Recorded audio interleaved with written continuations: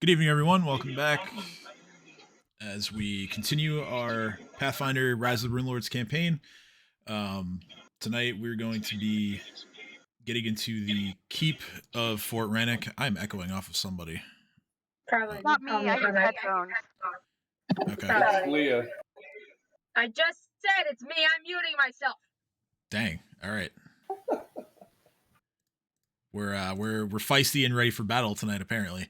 So let's. I have visitors this month. Okay. Hopefully they're Kill 'em not. all.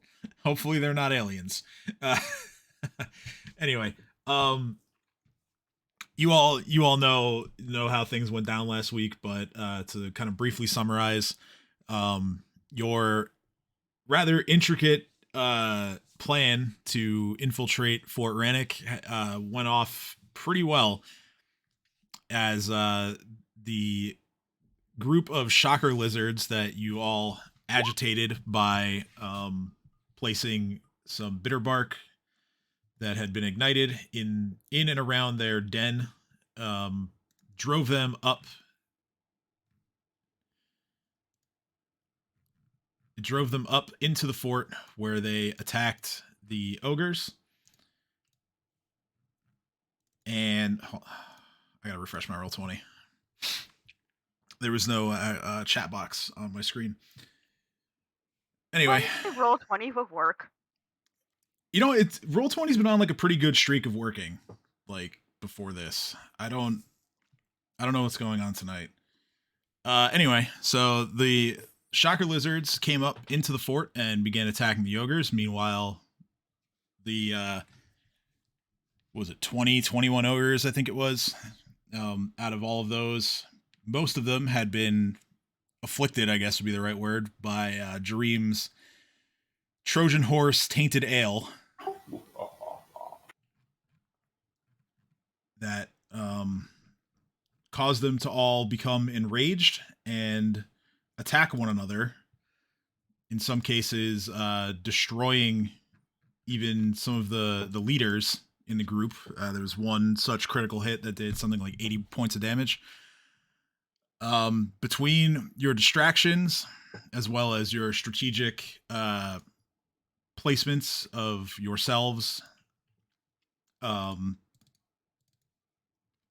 you guys managed to pick the ogres off one by one, with Kat and Ursulin up top on a high ledge, throwing down gunfire and lightning bolts, and the NPC allies going up onto the walls and offering their own offensive support with their longbows.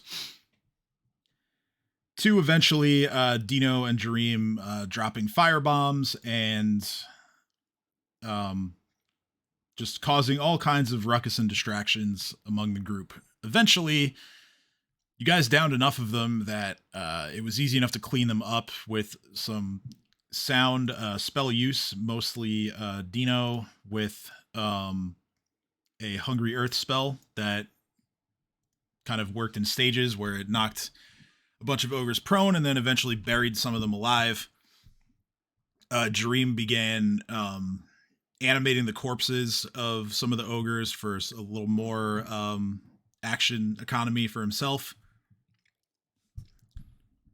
And this eventually resulted in one of the ogres that Jareem raised breaking down the doorway that goes into the keep, so that you guys can enter without any resistance.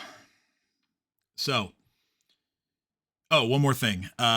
The third member of the Black Arrows that have been traveling with you guys after being rescued, Caven, he slipped away during the fight.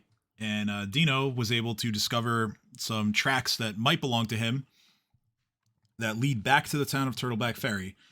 However, no sign of him in his physical form, at least. So right now, you guys are just outside the doors that lead into the keep, where it's very likely that there are more ogres and potentially other baddies inside for you guys to deal with. So we're going to pick up from there. Like I said, the large set of double doors that covers 15 feet across are open. thanks to the ogre zombie that Jareem has raised as his thrall. So what would you guys like to do? Onwards. Onwards. Okay. Tim, Yes. Yes. while we move onwards, please look at the group chat. Look at the group chat. Yes. So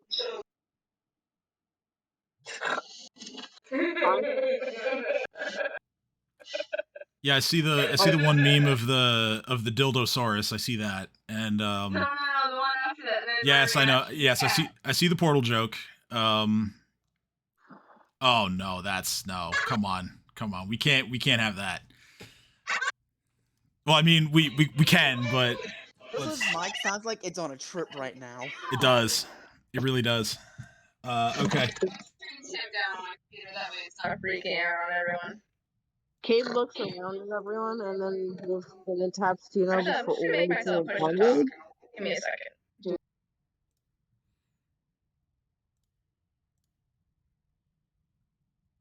All right, so get some music going.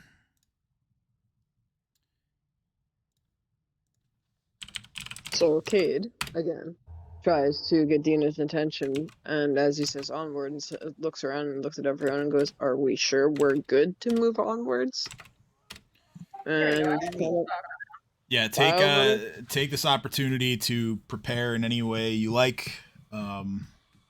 I look at him and I was like, I don't know, some of us look kind of beat up. I don't know if anyone wants to change spells or fix some armor up a bit, maybe swap out their main weapons. I don't know. Just before we go charging in there, are we sure we're ready to just go onwards?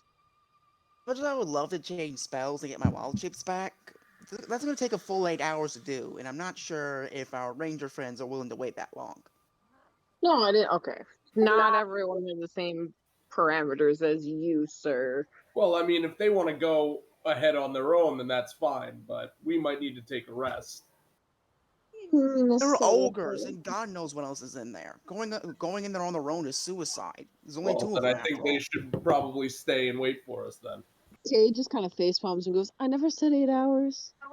I just meant like some healing, maybe double checking, making sure we're all ready. Oh dear. Kay just kind of look around and see if there's anyone that needs healing.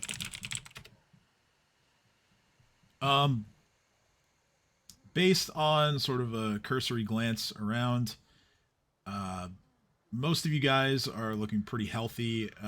Only the 2 black arrows and, well, Kib is as well, but the black arrows and Kib and Urzlin and Kat are not at full HP. But no one's like seriously hurt. Well, is this place safe enough to take a long rest in? Well, you're a set of doors away from probably more ogres and more baddies. I wasn't saying I could cast wood shape so the doors won't open. Could do that. Hey Tim, remember when I said we were gonna choose a direction you didn't expect? Well, I mean, not choosing is still a choice. Sleep. That's my point. Yeah.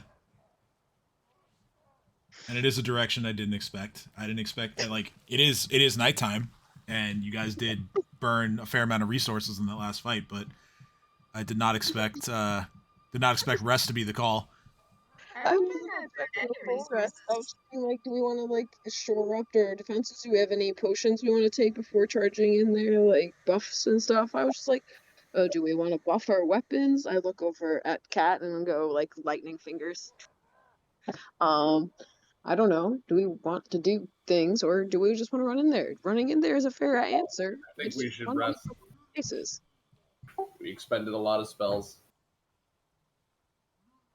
Says you. Well, Dino did too. Dream has a great call. So if he says that we need to rest and get some of our resources back, then I say we listen to him. Appreciate that. I just want to point out, I've only used 2 spells, and I only have 5 spells. So I'm still good. You can also cast Well, gun I'm whenever you glad- want.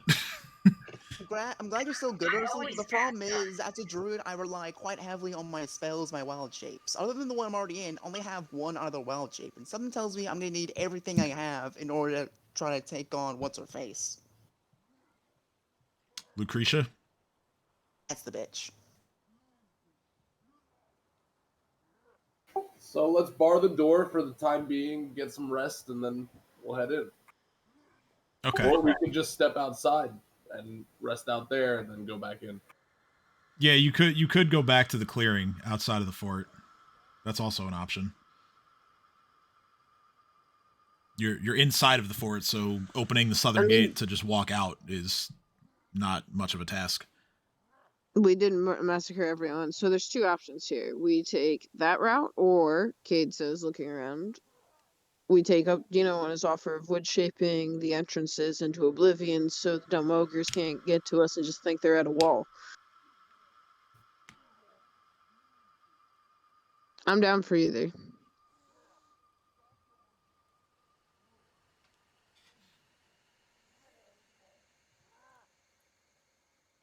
So if that were for safety, I can just carry us somewhere else. I'll be right back, guys. Sorry. No worries. Can I just send my cat in to see how many people we would fight anyways? Sure, if you'd like to. Yeah. So where do you direct the cat to run to? First, I gotta reorient myself on the map so I know where the fuck I am. Or your familiar, rather. It's not just a cat anymore.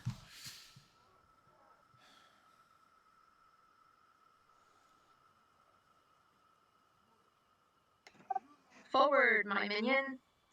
Okay. Cat gets to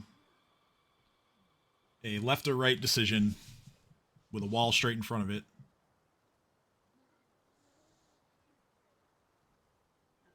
Oh, I have push to talk on. I'm deciding. Hold on. Yeah, no rush. How long have I had the Ring of Sustenance? Have I had it for the 2 weeks of needing to be attuned, or has that been only a few days? I don't. You got that. Remind me, you got that in like Riddleport, right? I think Which so. way sounds like it has more people? You got to roll a perception check for the cat. I already did. Oh, you did? Yeah. Okay. 15. Okay. Your familiar hears some like Should I kind be rolling stealth for him too? of you can if you want to. Okay. Your familiar hears some kind of like banging noises coming from the left. Also some voices coming through the wall straight in front of it. To the right, there's sounds of it sort of sounds like a heavy object that is being like swung or otherwise like driven into one of the walls.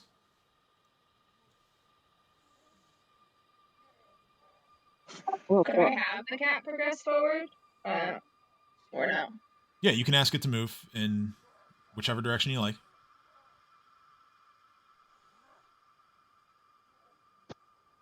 I'm gonna have him move to the left. To the left, to the left. Okay. My left? I don't know where he went. Yeah, it went this way, to the left. Sorry, I thought that was right. Okay. I'm directionally challenged. I did mean left, though. I did mean left. All right. So yeah, without having to make another check, the sort of like clanging noises that are being heard are a bit louder now to your familiar. Your familiar comes up to a door to its left, and that's where the source of the noises is.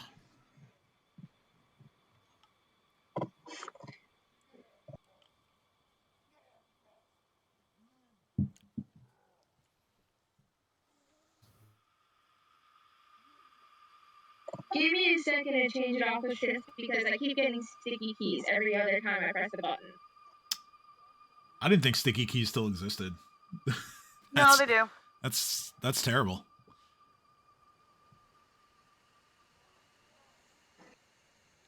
It's really annoying me that my Roll20 chat box does not have Alright, the it's on X full now. functionality. I was gonna say, can I put my character, actually, like near Fluffy so I can see what the fuck's going on? Thank you.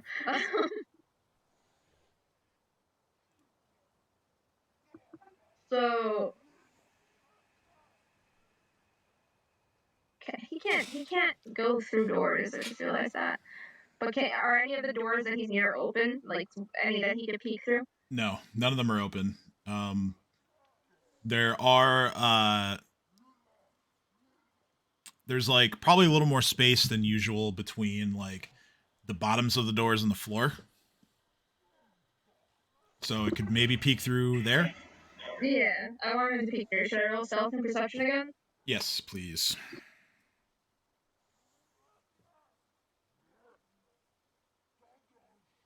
Okay, so your familiar sees underneath his doorway there are two ogres, and they appear to be wearing bits of armor and helmets that are too small for them, and they are kind of like laughing at each other. They're trying to like get up and like move around in them. Don't give them human prospects. That just makes it slaughtering them much worse.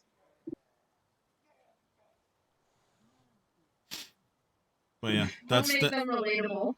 That's what your familiar sees. Alright, I'm gonna have him go to the right now and check out the right side and see what he sees. Okay. Perception and stealth again, or no? Yeah, roll again, please. Are you like letting us know what's being communicated to you, or are you just keeping this to yourself? Well, when he comes back and communicates with me, I let him say. No, I wasn't sure. I won't know. I can only command him where to go. I don't know if he can tell me telepathically what he sees, like Babu can. I don't know if that's how it works. Yeah, like I wasn't sure if you communicated. It depends. It depends on your which level. Let me pull up the familiar rules, because the Witch's Familiar has like slightly different rules. Yeah, that's why I was like, I don't remember. Two things or go out of turn. So the familiar can communicate empathically, so it can express emotions that you understand. It can't speak with you until you are 5th level in Witch. So it could just tell me that it's distressed, basically, by its face, that there are people inside. Yeah. It can express, that it's seeing something that is bad, and that's about as much as it can get across to you. Okay, yeah. So the amount of things I know, like the amount of ogres and whatever are inside, I don't know, but I do know that there are ogres inside. On the left side, at least. Like I can have the cat point to the left and be like, eh. Yeah. You can assume over there as well. Yeah, you can assume that there are implications falling in that direction. Cats are smart enough to do that in real life, right? Yeah, I guess. But on the right side, is there ogres or no ogres?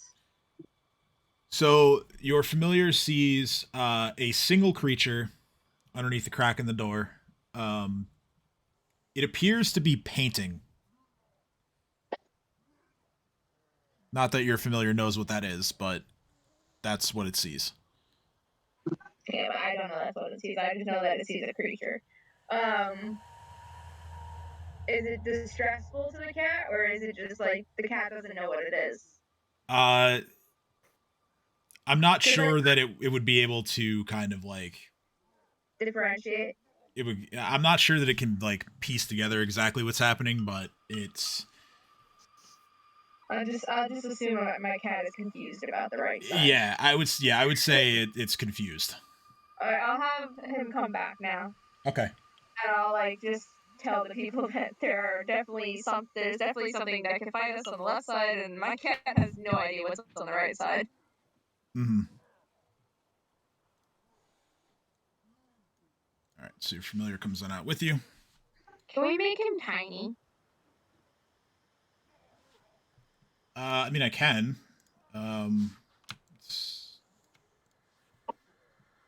Much better. I just leave it the same size for like the sake of clarity, but it's fine. So yeah, your familiar communicates at least through emotions as best as it can as to what it's seen. That there definitely are creatures in the 2 rooms that you sent it to, and that they are probably similar to what it's already seen with what you've had to do here already.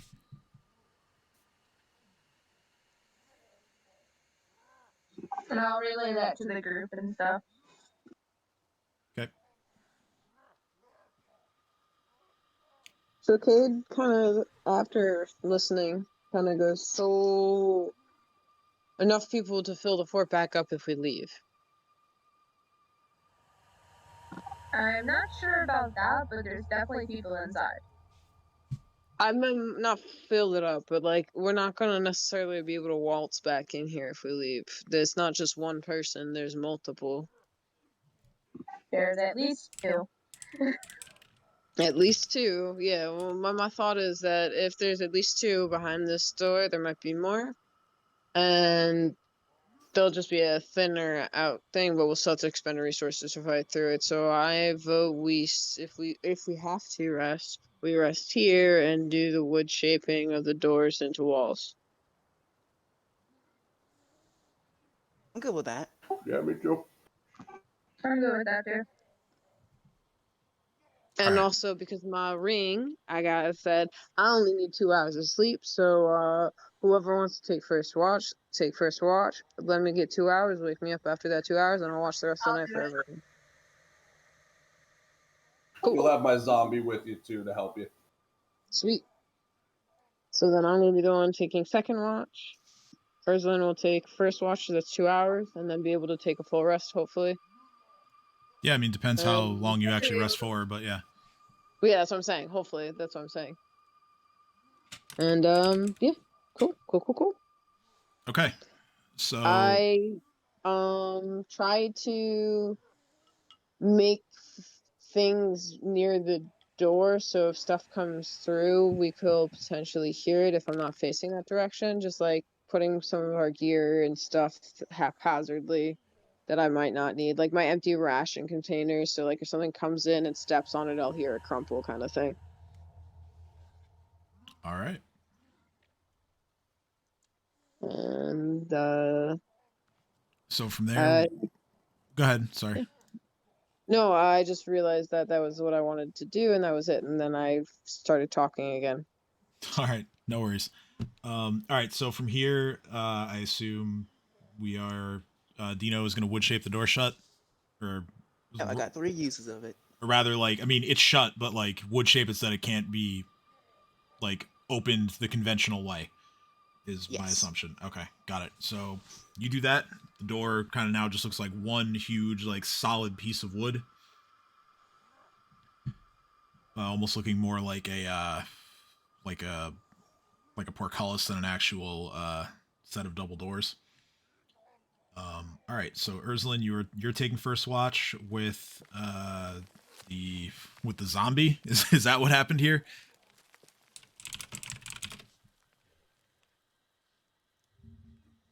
Is that what we're going with? I I think guess. Dream Yes. offered the Yes, zombie to I help. would. Okay. Yeah, the zombie's gonna take the whole night with us. So it's more of like something I can just shove I think towards so. something that's attacking us than Mm-hmm. Okay. actually Let's see or here. This is really annoying because Roll20 still I still can't like type anything in the chat box once I popped it out. So it's either I can't use it or the stream can't see it, and I'd rather have the stream be able to see it. The only way to fix that is to exit the game and then reload it. Well, yeah, I had been refreshing it, but I guess that No, you gotta like exit the game and reload into the game. all right. Well, Like on the wheel, and it takes like 20 seconds to do that. I don't know if I want to do that. So I have an app that I'm going to use to roll things that I don't have sheets for. Okay. So go ahead and roll perception for your watch.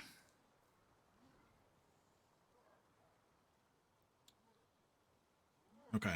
You rolled a lot better than the zombie, not surprisingly. You're yeah, well, I mean, you're awake, so because you're on watch, but that is good to know. It's just for when Kate takes over. Yeah, it's fair. That's fair. So even through the wood-shaped shut door, you kind of hear like muffled versions of the noises that you're familiar heard. Still kind of like, you know, running around in, you know, badly fitting armor and like muffled arguing and stuff like that. No sounds that would indicate that anything is coming towards you. So your watch goes by pretty uneventfully. However, there is something that occurs during this time. Cade, you settle down for kind of a nap of a couple hours while you wait for your shift in the watch to begin. As you drift off to sleep, after a few minutes in a sort of a dream state, you see a blinding flash appear right before your eyes. And as that fades away, you see yourself in the kitchen of what looks like an abandoned manor. There are pots and pans and other cooking utensils that are laying around haphazardly along all of the tabletops and the counters and the floor. Almost as if some kind of like targeted natural disaster had like flung everything about the room. The only light currently in this room is coming from the full moon, which is shining brightly through a window to your left. You look across from where you're standing, and your father is standing there. He stands. He's very tall. He stands at least 6 inches taller than you are. His slender frame is cloaked in nobleman's clothes and a cape that is kind of like almost like a charcoal color. He has a very like stoic expression, almost to the point of being absent. He tries to speak to you, but there are no words that coming out of his mouth. The only sounds that you hear are like unintelligible, kind of like gibberish, and it makes you uncomfortable. It's almost like this moment that you had waited your whole life for is being ruined by the influence of the uncaring being that you know as the primal chaos, as Azathoth that you've worshipped this whole time. As you listen closely to these incomprehensible utterings that are coming from the man who appears to be your father, something inside of you snaps. Your eyes lock onto his, and you get a crazed grin on your face that just slowly grows wider as you bare your fangs more, and you start to tilt your head a bit towards the moonlight. And then, almost in an instant, several mirror images of yourself surround him, and all of them have the same, like, kind of psychotic gaze on their faces. Oh shit. Your father's expression doesn't change. He continues to seemingly be nothing more than a mindless vessel for Azathoth to control. After only a single twitch of one of your eyebrows, you and your clones converge on him, and they tear him to shreds, and you feast on his blood as you would to satisfy your base urges. And after it's all over, you stare out the window, and your eyes begin to fixate on the full moon. The locations and the well-being of your friends hasn't crossed your mind at all since you arrived in this manor. And at this moment, you even forget how long it's been since you've seen them. As the chaotic gibberish finally ceases with the apparent death of your father, time slows down until eventually it comes to a dead stop. And you hear a familiar, powerful sounding feminine voice as it fills not just your head, but almost the entire room. And she says, "Tell me, Dampier, what will you do to alter this fate? Will you come to a greater understanding of your purpose and your prowess? Will you see through the illusions that limit you?"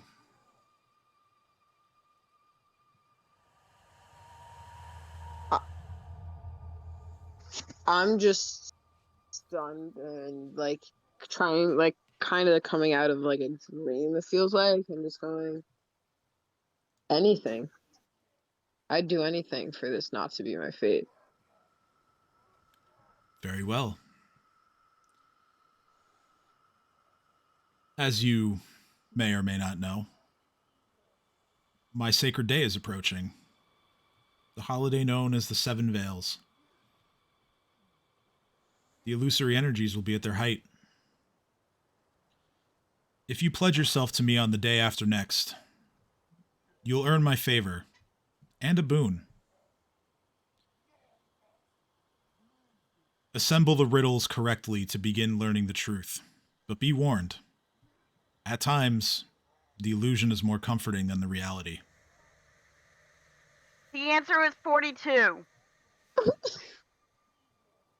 Cade is just gonna be like eyes wide open, like mouth drop in awe, fangs kind of half extended just from the vividness of that dream that I was like essentially a part of still, and just like kind of like touching my face, being like, is there blood? And just being like, the day after tomorrow. And just like kind of mimicking that back at them, just and nodding. So for reference, yeah, you are covered in blood. Like I said, you feasted on whatever blood was inside of your father in this moment. It's all over your armor, your face, your hair. Where's my money at? It's everywhere. Yeah, I'm horrified. I'm absolutely horrified. And I'm just gonna just nod in horror, just saying yes, like to whatever entity this is speaking to me, like in the moment I can't comprehend. Like I'm aware, but in the moment it's just too much to process. And whatever God is offering me this, I would say yes to at this point in time. Okay. After a kind of uncomfortable pause, the voice returns, and she says, "Someone will speak with you again soon. Be ready to see them as they are, and not as they seem." And with that, the imagery of the dreary manor kitchen begins to fade. it leaves behind a fleeting view of the crazed look that came over you just before attacking your father, as well as the aftermath of it. Off in the distance, just before everything goes black, you hear the barking of a small dog.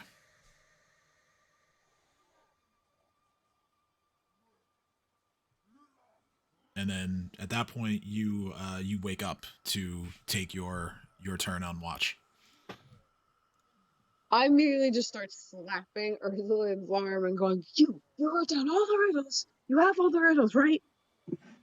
Yeah. Okay.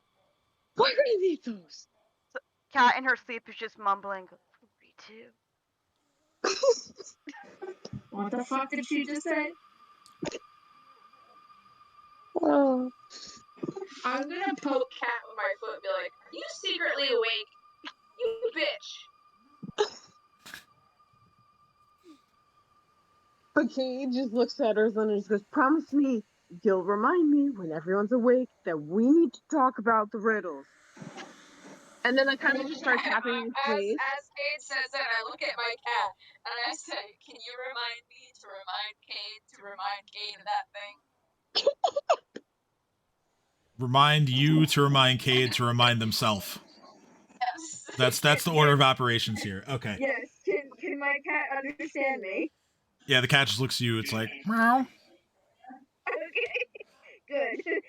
Erzlin, just from the sitting position Erzlin was in, she just lays down and goes, good night.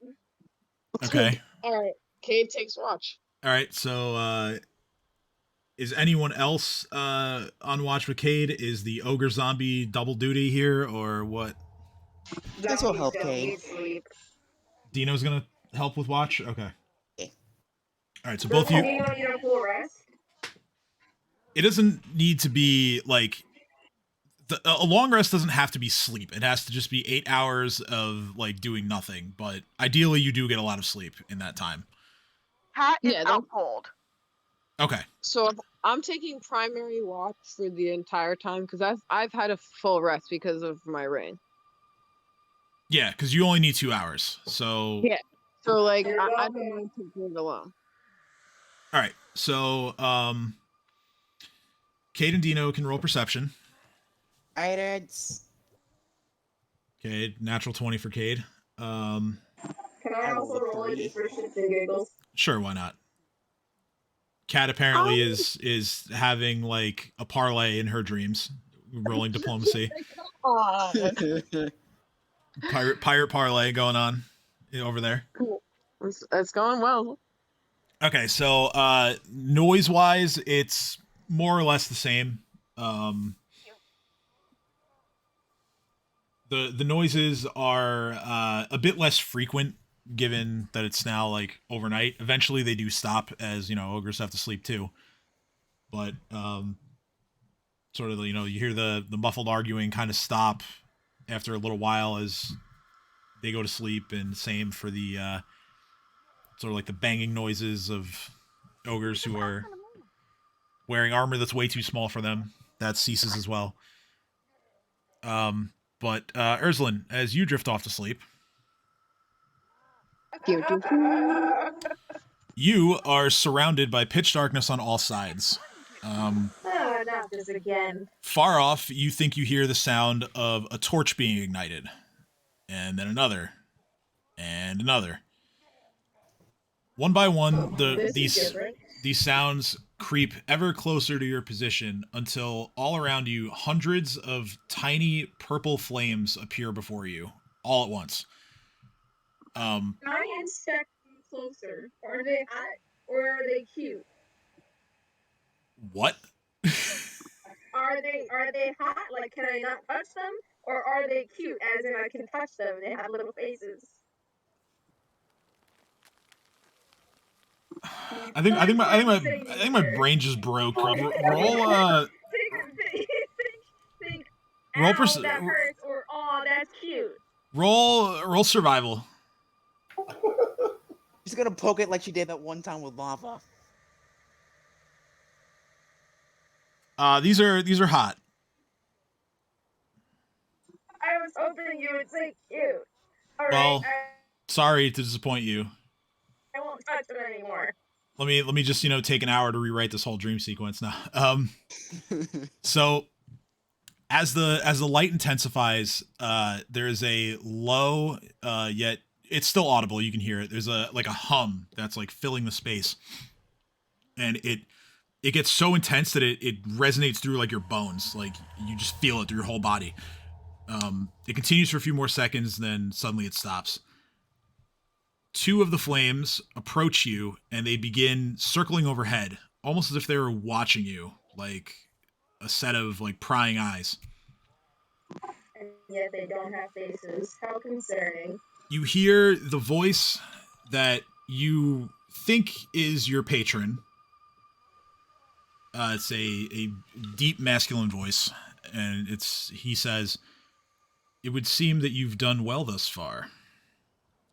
I've been observing you, and upon first glance, your choices and your utilization of the powers I've granted you was rather off-putting. However, upon further consideration, I find your ideas of dealing with your enemies to be, well, Desna may not like me to say this, but your cruel methods are strangely pleasing to me. Giving someone the breath of those abominations would normally infuriate me, but you make a mockery of them with your magic. Well done." You mean the part where I can drown people on land now? I say the patron. Well, yes, you give them attributes of the very beings that I hate the most, and if the spell works, they just die. I just find it ironic because that's you just say fuck you to someone and they just drown on land. It's quite fun. I'll have to see if Desna can teach me that one if I find myself among the living again. Anyway, I see now that your pet has reawakened. He had a different name while with his old master, but that's not important. What really matters is that he too can further our ends. I trust that your bond is growing ever stronger, yes? Yes, Fluffy is very cute. He's my Fluffy and I fluff him. Indeed. Well. Where is my cat? I'm saying this to the patron, like, in dead serious, like, talking about Fluffy, all of a sudden Arizona's face goes serious. He goes, "Where's my cat?" I'm sure he's fine. Raised eyebrow. Okay. Well, at any rate, the tides of time shift in our favor. Continue to do good in the face of unspeakable evil, and we shall both be redeemed. So me killing bad guys makes you be alive. More or less. Alright, works for me.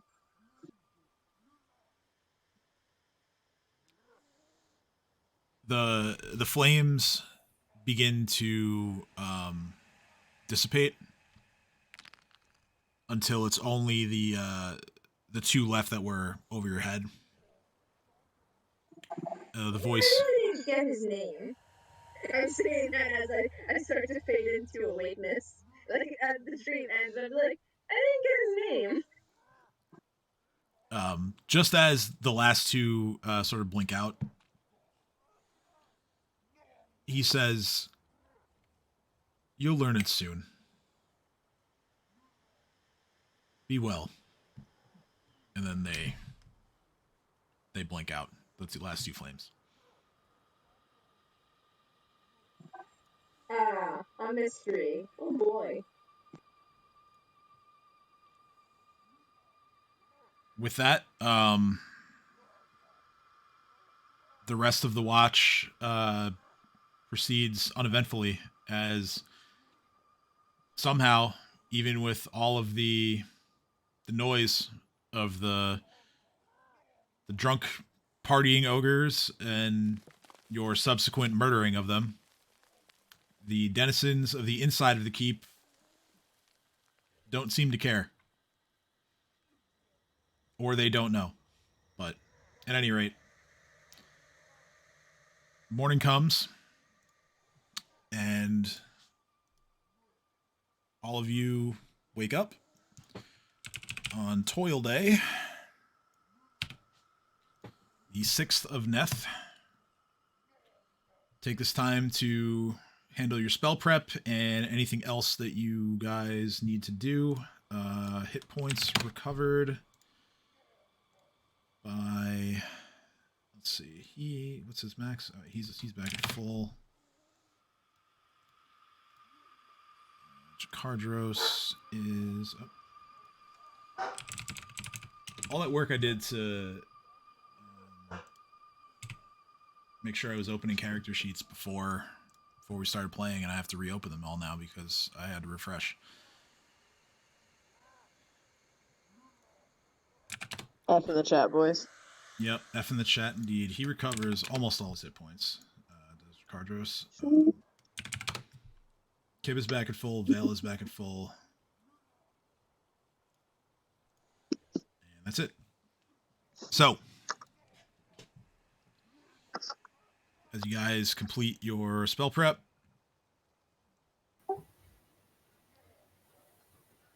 what? So question, would my mage armor stack on top of what I have now? No. Well, mage armor, it depends on what your armor bonus to AC is, and yours is, it's already 4, so no. So, okay. So I look around at anyone else and I say, does anybody need some armor? Because I take out the wand of mage armor.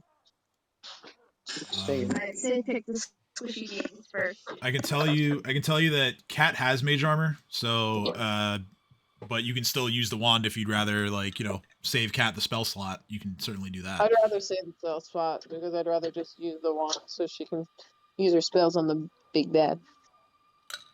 Because Cat's been spelling. All right, so you boop Cat with your mage armor wand. Woo! Cat's AC goes up to 18 from 15. And that lasts for... Oh, no, wait. Cat doesn't have mage armor. I thought she did. No. Oh, then that's even better. Unfortunately. Because that was my last charge, so perfect. Well, let me just remind myself how long it's going to last. That'll last for an hour. So it's got 0 charges now. So now it's just a stick. Now it's just a stick. It's a pointy stick. Armor plus 3.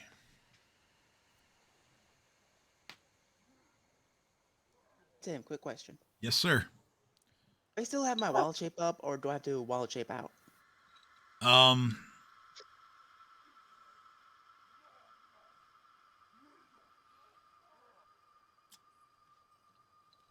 would...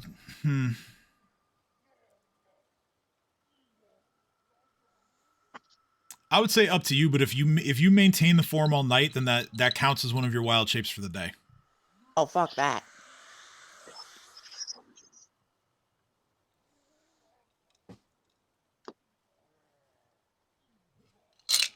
Cadena is no more for today.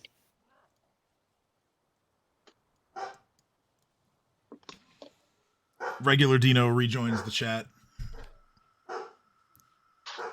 as Skaith is throwing a tantrum upstairs, unfortunately. Love little puppy tantrums. Yeah, he's getting like... My dog still throws tantrums. He's getting like a little more like defiant, getting in that like almost like early teenager phase. Aw, poor puppy. Yeah, it's like a pain getting him into the crate at night. It's rough. Okay, so you guys just let me know when you're done with your prep, and we'll proceed. Well, for me, there's just two things I want to add. Back, right? What was your question, Leah? Sorry.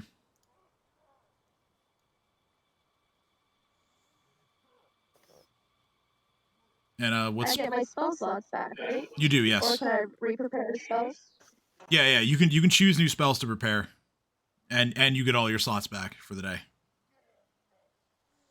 What do you want to add, Dino? Just the two things I want to do. One, I want to Oh, cast do. Longstrider Greater on myself, so I get my more speed. Okay. And then I gave Chomper the gloves of arrow snaring originally for Edge, but I'm not sure when he's gonna come back, so I might as well make use of them. So you're gonna take them yourself. Okay, got it. All right. So we got that. Let me see here. Longstrider Greater.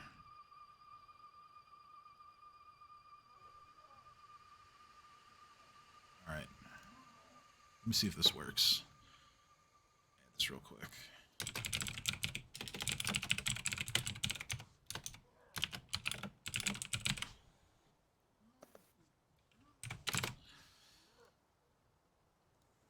Does this work? It does work. I put it in the buff box. Ah, Okay. Is everybody else ready to go? Yes. Okay. So to proceed, how are you guys going about getting through the door? Is this going to be another wood shape to open it again, or some other method? I'm gonna just cast Wood Shape again. We gotta be silent about this. Can I shoot the door open? Too much noise. Probably ill-advised, but I mean, you could. But if Dino's going to cast wood shape again, then that'll be the simplest way of getting back in. Shape. All right, so wood shape used. Door is back to normal. And by normal, I mean hanging open from when the ogre zombie busted it open. Now the inner keep of Fort Rannick is yours to explore. So if you guys want to come up with a marching order or some other way of doing it,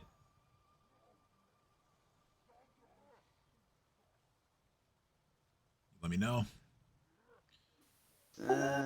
Big back middle. Also, Rob, do you want me to make Babu's token really small too, or no? Yeah, why not? All right.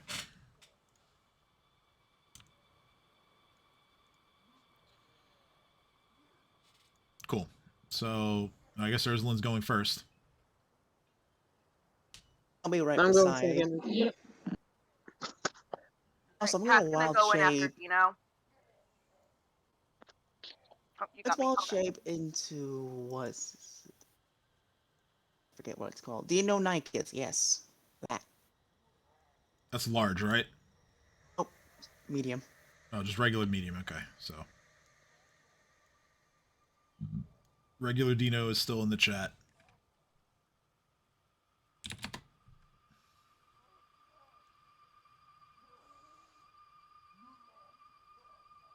All right, so yeah, Cade, you said you're in the back or in the middle. Where did you want to be? I was literally mid-bite. I'm so sorry. I said I was in like the middle front because I want to see what's going on. All right, so we'll put you there. So it'll be Chomper and Dead Boy in the back then. Okay, so to remind you all of what you are looking at, what might have once been a well-maintained entrance hall is now swathed in horror. You see dried blood caking the stone walls, bits and pieces of armor, weaponry, and flesh even littering the floor, and there are clouds of flies in the air. Tapestries that once bore the insignia of the Black Arrows have been torn from the walls and now lie on the floor in shreds, coated with filth. Damn, they really fucked your place up. Worth noting that in this main hall, the height of the ceiling is roughly 12 feet.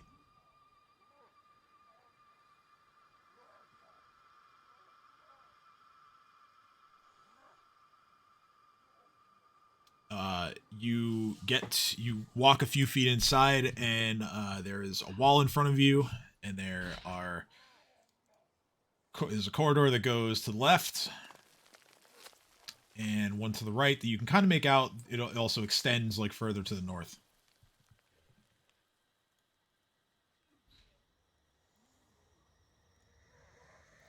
So what say you? I think I know what the answer is, but Left. He did it before I could.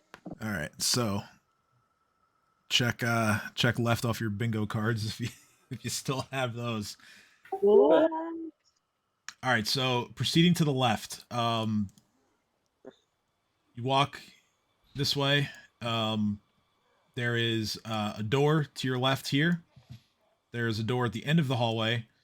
There's another narrower passage that goes to the left from there, and a wider hallway that goes to the right.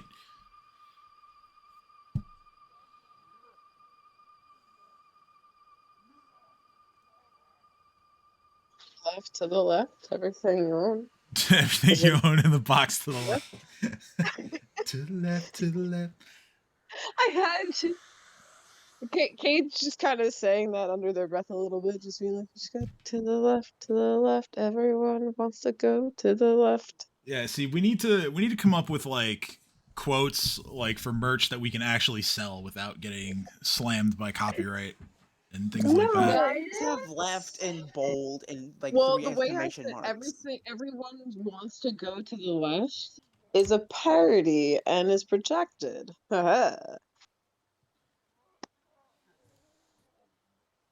At least that one's okay. It should be a quote where it says, DM says, alright, which way does everyone want to go? Everyone yells, left! Yeah, left. All right. Left.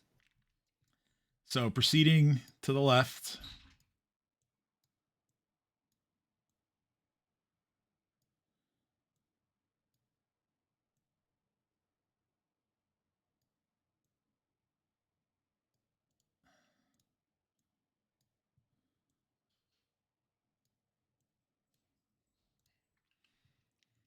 As I said, door on the left-hand side here, door at the end of the hallway straight in front of you, and then another left or right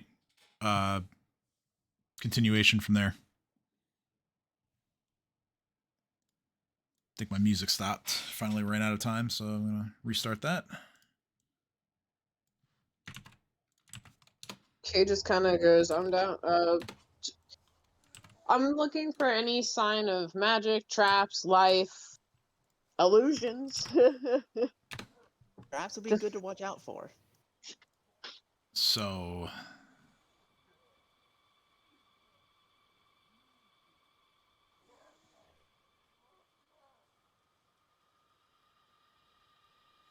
yeah, go ahead and roll perception. Itex. 6. Okay. Kate as well, because you were looking for stuff. Perception? Yes.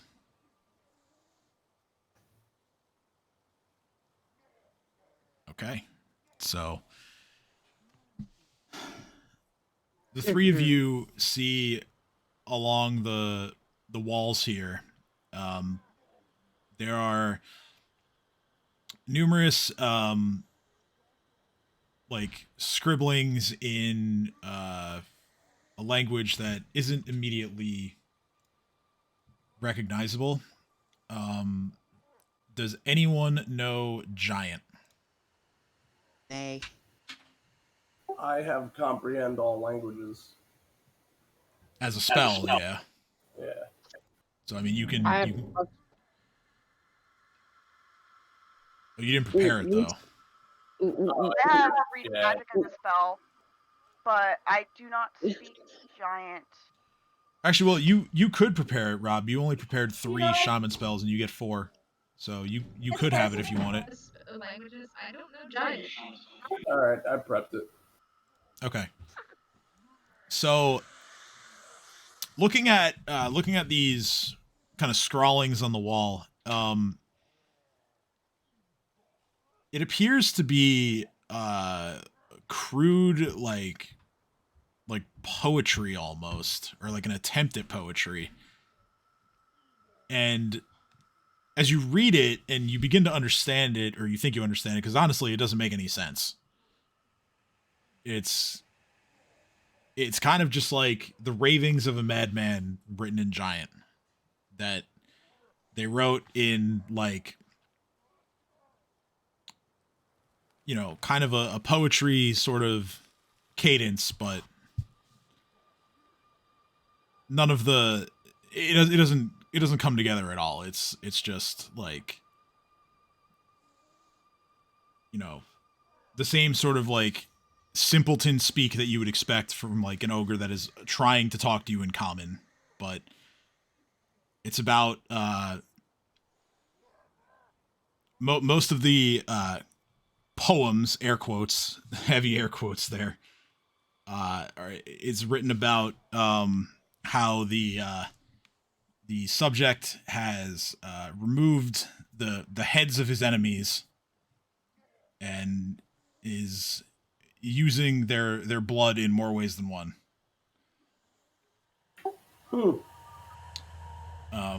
Cade, written among the scrawlings, you see something extra.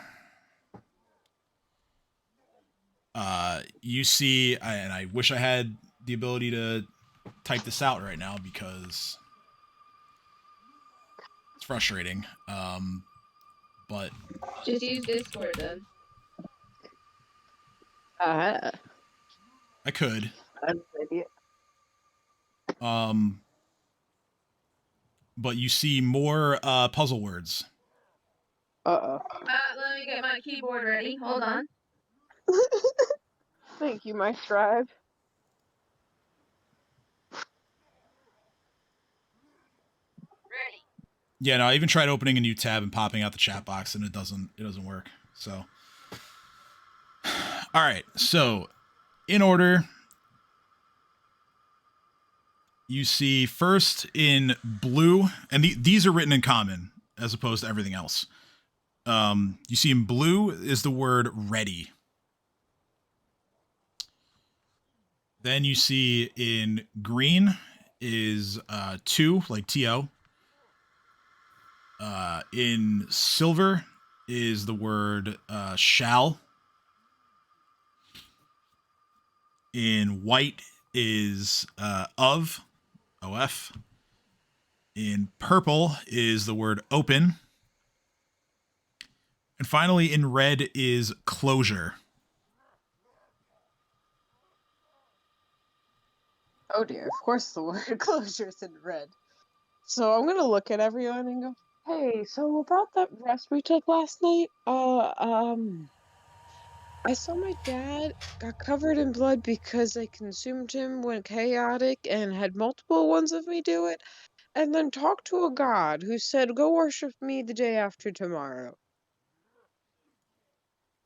Kay just kind of does like the back and forth eye and kind of like sheepishly like backs up and kind of just goes to march on like nothing happened.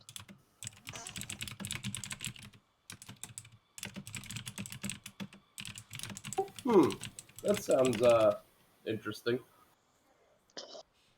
Yeah, it was kind of terrifying. Kind of not what I want to ever do. My dad was talking gibberish. And then I killed him. I finally saw who he was, and I couldn't understand him, and I killed him, and I enjoyed it. And I was in some random place. I didn't remember you guys. I don't want that. So I'm going with the veiled lady or man, God thing, that omnipotent being. I look up at the sky and just go, I don't know. The veiled creature that won't talk to me. I'm going to the Tim, would servant I and know who the call veiled myself creature is that he's talking about? Make a religion check. Beow, beow, beow. Guidance. Soon enough, I'll be able to spam guidance in 3 games. Let's go. I do not. Yeah, you've heard you've heard the title the Seventh Veil before, but you don't know the name of the god that it belongs to.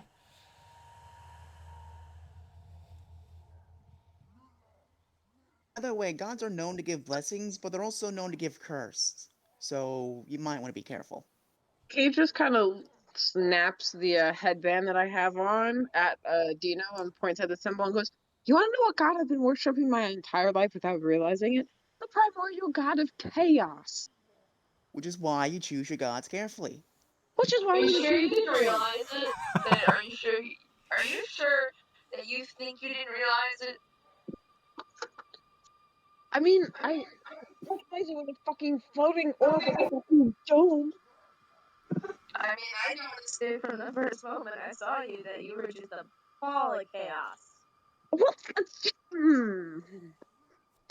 Kate just kind of goes, "We're in a fort and we're going to fight ogres now," and just walks forward. The crusade Very against the ogres continues. Kate's very flustered. You're always flustered. So yeah, that is Kate. But oh, by the way, did I see any like illusionary things like blocking secret entrances or anything like that? When I checked, I didn't remember. Nothing like that. However, after you read the word closure, you're certain that you saw a drawing of an eye on the wall. Oh, good. But when you Write look that back down. to Closure equals eye. when you look back to it, the eye is gone. So I'm gonna relay that to everyone else and be like, okay, so batshit insane dreams multiple times, and now we go fight ogres with eyes that may or may not be appearing at walls that only I can see. It's fine, guys. Everything's fine. Totally fine. As this conversation kind of dies down, also with your perception rolls, you hear the same noises that you heard last night. Again, sort of like muffled arguing coming from the wall to the right of Kate and Dino, as well as more kind of like banging around through the wall on the other side. Through the one on the left, you think you hear an ogre kind of voice like start laughing, and then you hear one of them go, tiny man clothes. I Kill it. perk the fuck up at that. And we're with the black arrows right now, and I just start slapping one of them on the arm quietly, but just be like, Yeah, you start smacking Jakardros, and Jakardros, I got me roll perception for him too. He's like, yeah, I heard it. He's like, we're going in that room first. Kid nods perfectly and says, "All right, let's go." Yeah, and like, you don't have to tell him twice. Like, he kind of like pushes his way to the front, and hold on, where is did I lose? Oh, there's Vale. Vale also goes to the front. Jakardros steps over to here. Vale goes to the door and literally just kicks the door down. Or he tries to kick the door down. Let's see if he actually does kick the door down. But Vale, Watch for stealth. needless to say, Vale is not fucking around. He kicks the door down. And inside are two ogres that are, for whatever reason, wearing human-sized armor and helmets.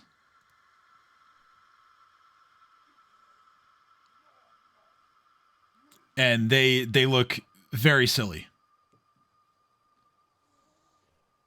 They the one that is immediately in the doorway is going to kind of shove the two of them aside and come out and look at everybody, and his friend is gonna come to the doorway as well. And he's gonna see all of you, and again, he looks ridiculous. He has like he's like stretching this leather armor like to its limits, and he's got like, you know, a helmet that's like half the size of his head, just sitting on top of his head. And Kate's trying very hard not to give them away by busting out laughing. So because I was trying to sneak up on them, but I don't know if I can contain this laughter. the two of them, their weapons are still full sized. They are carrying the now, as you know, you come to know it, traditional sort of ogre hooks that you guys have dealt with. But they seem a little upset that you guys have interrupted their playtime. So with that, we're gonna roll initiative. Here we go. Oh, they actually rolled pretty good. Some homemade 11-pound cake with ice cream and homemade berry sauce my mom made. Hell yeah. For this fight. It's gonna be great. I'm really excited. Do you know every single time I lose the initiative roll on the sheet? Like, I know it's on the main page, and I know it's not a skill, but for some reason my brain can never, ever be like, ah, yes, this is the button. Yes, a 12. Ah, yes. Enslaved actions. All right. Am I... Okay, hold on a second. I saw that natural one, Rob. God damn it. It said the token wasn't selected. Yeah, well, tough titties, my friend. It's... Yeah, I'm gonna go with my original roll too then. Worth a shot. I'm at 23 Yeah. instead of 13 for my token. First roll is the roll that counts. I just need... No more mercy on the initiative rolls. If you fuck up, that's your own fault. I don't give mercy on initiative rolls. It's the first really one counts and doesn't. that's it. Yeah. Yeah, I just thought because it doesn't send it to the turn tracker that it doesn't like go. Nah, it's not like the 4E. It's not like the 4E version where it just doesn't roll it at all. It still rolls it. You have to take the 12, even though the 9 is worse. I just need Cat to roll, and then I think we're good.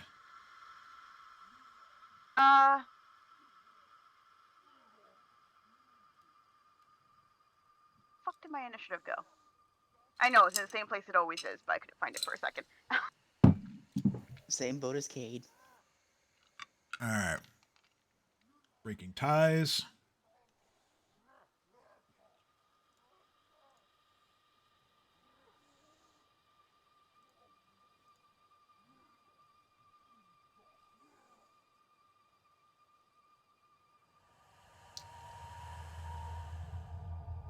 So, in an interesting turn of events, Cade goes first.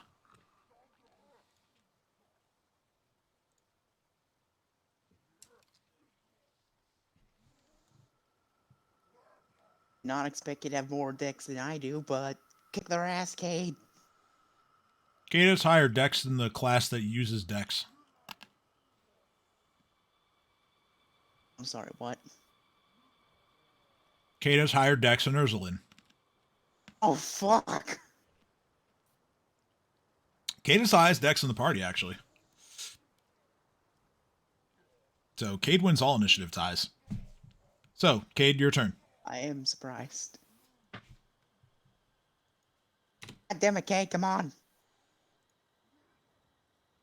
I don't know if you realize that you're muted, but you're muted. I was not aware. Damn it. I was yelling back. I was like, I'm moving. All right, so yeah, I'm moving here. So you back up. You back up to Shalalu's position. Okay, this is our thrall? Yeah, that's the ogre zombie thrall. And these are the things where... 1, 2. And then 2. Yeah, okay, I just want to make sure I'm clicking the right things. So I'm going to, at this point, just send a murderous command to the closest one and tell it to go kill its friend. All right. Anything else before that? Like Oh no, I was just stare processing all of it. Yes, or yes. okay. Well, okay, I was going to stare. All my abilities were unchecked because I hadn't checked which ones were prepared, and then I had a brain melt and started fixing that instead of actually taking my turn. Okay. So then I started on the spells. But So you I'm but going to you have but you are staring. I just want to. yeah. Okay. Yeah, so that's what I'm going to say. I'm going to stare, and then I'm also going, since I can implant 3 tricks at the same time now, and implant the levitation one into myself, since I'm all the way in the front. We'll say that any trick And implanting was done during like spell prep, just for the yeah, sake of it not being weird. that's kind of what I was figuring. All right. So I just levitation on yourself. holy shit, it's gone. Where did it go? I was just reading them. In the meantime, I'm gonna roll the will save. Let's do that. Natural 20. No. I don't like that game. Okay. So then yeah, that's about it. I took a step back to let other people maneuver where they needed to, and I'm going to spectral smoke around Ursulin because she's up front. So pretty much, yeah, I'll just copy and paste what that does, and then I'm going to put a mesmeric mirror in front of Kat since she's also in the front line. Okay. And my turn. It is Dino's turn. Charge! Also, a question. I want to get to this spot. Can I? Can you get to that spot? Yeah. Yeah. With your long stride, you have enough movement. Yes. I just want to make sure I can go past enemies. So, right here. Yeah, it would be a squeeze through those 2 spaces, but yeah, you have enough movement. Chomper's also going to charge. He's going to move right there. All right. And Chomper's going to strike first. Okay. So, flanking position. He moved. He doesn't get double attack. So let's add a power attack to try to get the advantage. The damage. And Item Chomper. Pay attention to attack 1 and the first chomp and grab, because that's the important ones. Okay. So yeah, 26 hits for sure. That's 37 points of piercing damage. That is a rather large chunk of flesh ripped out of this ogre. He is bleeding everywhere. The grab with a 31, that succeeds. Yes. So he is grappled.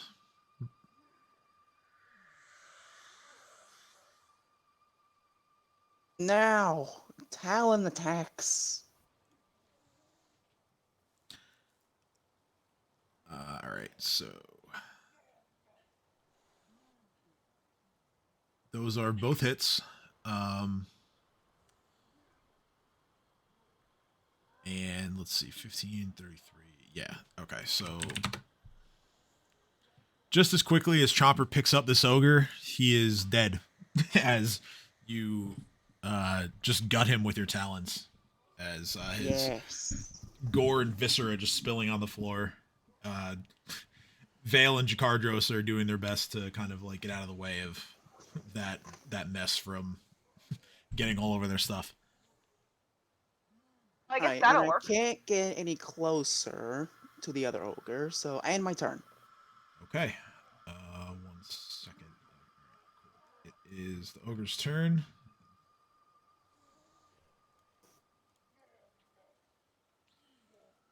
This ogre sees his buddy go down, and he is enraged by that. He is going to swing his ogre hook towards Vale for kicking in the door. How dare you kick in my door? Prepare to die. And that is a 14, which is a miss. Bull ogre cannot avenge his door. So after he misses, the ogre is just going to watch as Vale and Jakardros are both up now, and they kind of just look at each other, and then they smirk at the ogre, and Vale is going to make a full attack with both of his axes. Wow, those are shit rolls. He rolls a 13 with his battle axe, so the ogre parries it with his hook easily. The hand axe is a natural 1, so that also misses. Jakardros is going to draw his longsword and make 2 swings.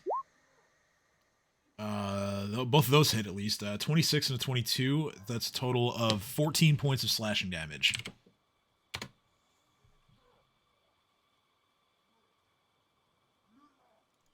And it's now Ursulin's turn.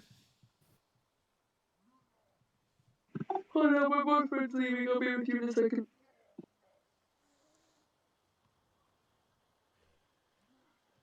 I'm just gonna approach the nearest enemy and shoot them. Okay. But can I not shoot that guy around the corner?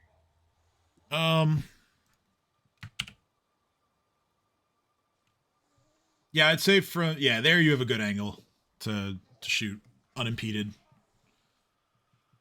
You just gotta kind of fire around. I'm gonna shoot him 5 times, 4 times, 3 times, 3 times. Okay, so rapid shot.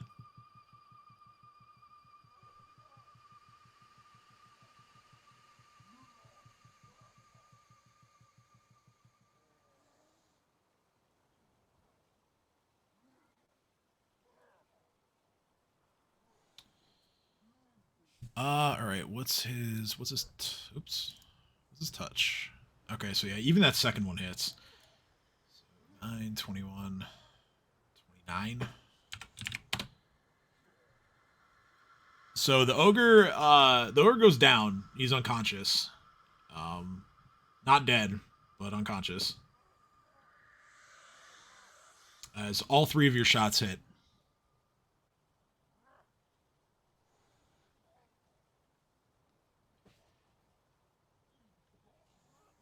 I forgot to turn rapid shot on, so I don't know if they actually hit. Oh, well, even with that second one becoming a 9, they still hit.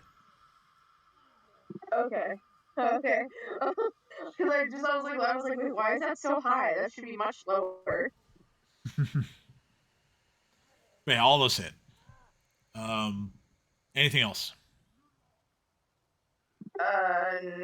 No. I'm gonna Okay. empty my ammo so that I can eventually.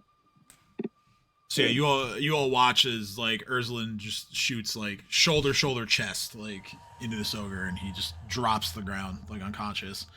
Shalelu is gonna take a step forward, and Moving on. she's gonna call up to the group like, do you guys need me to come over there? And Jakardros is gonna yell back, yeah, come finish this thing off. And so she's gonna Finish him. Get it. How much movement does she have? She has speed of... Why do I not see this on her sheet?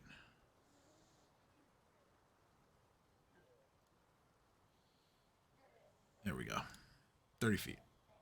So that's 5, 10, 15, 20. Yeah, so she gets to all the way over there. And she just notches 2 arrows. Bang, bang. Both hit 10 points of damage. And that ogre succumbs to its injuries. Ending that encounter.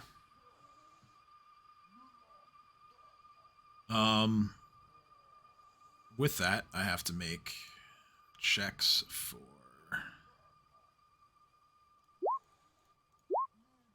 Okay. So, Jakardros and Vale and Shalelu, I guess. Shalelu goes and retrieves her arrows from the now corpse of the ogre. Jakardros and Vale kind of looking at each other like, yeah, it's not going to be that easy. There's got to be some more. At this point, I would like Dino to make a perception check, please. Guidance.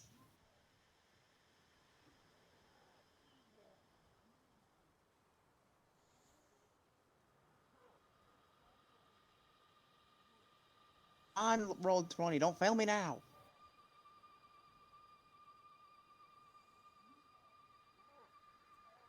This page is responding. God damn it. Never mind. As soon as the pop-up came up, I'm able to do things again. I can. Okay, there you go. God 19. damn it. All right. I mean, that's not bad. So I rolled a 4. well, I mean, the final result isn't necessarily bad. The dice roll might be. Anyway, so the sort of sounds of an argument going on, coming from this area. The sounds are growing louder.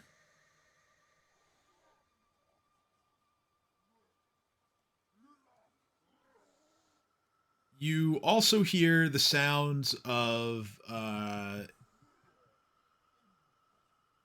taking up arms, perhaps.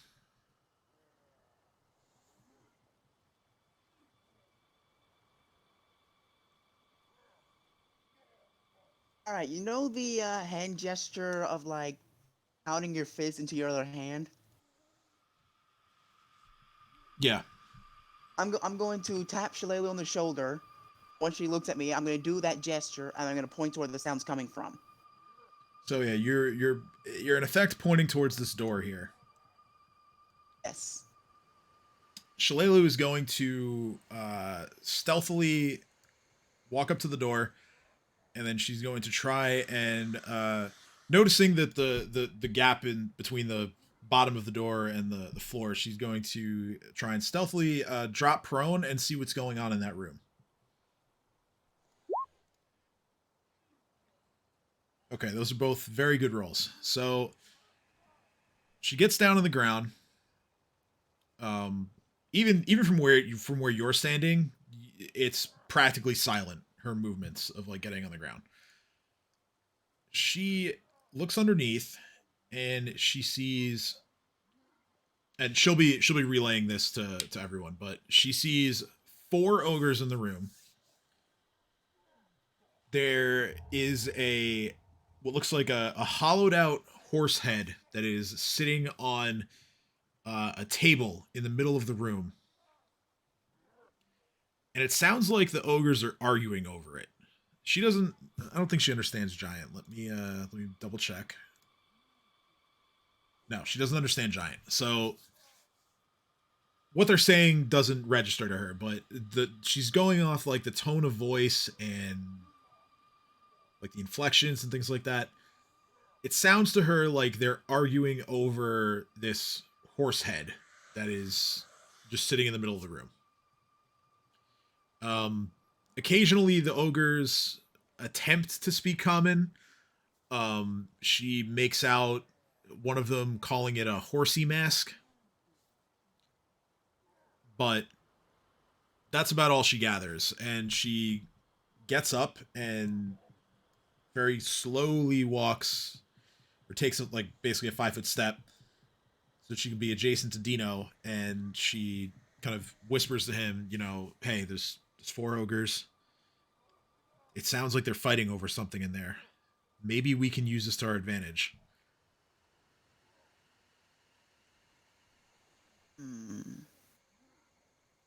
Shalelu then quietly takes another step.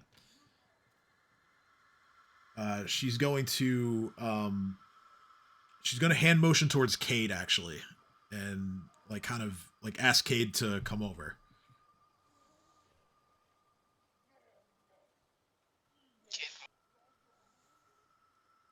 Cade makes their way over.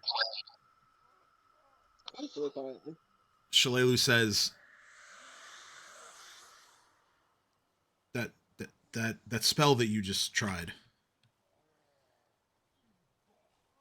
Can you do that Yeah. again? Or some other way to Well, let's think about this. They're fighting over this horse mask.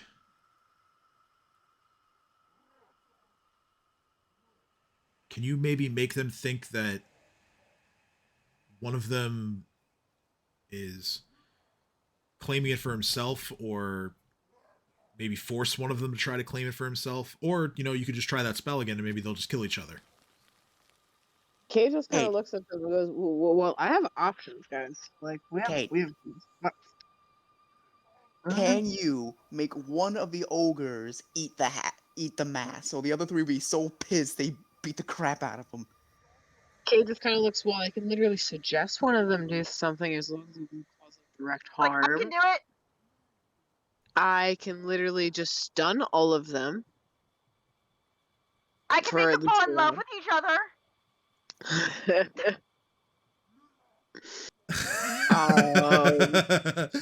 Of course you can.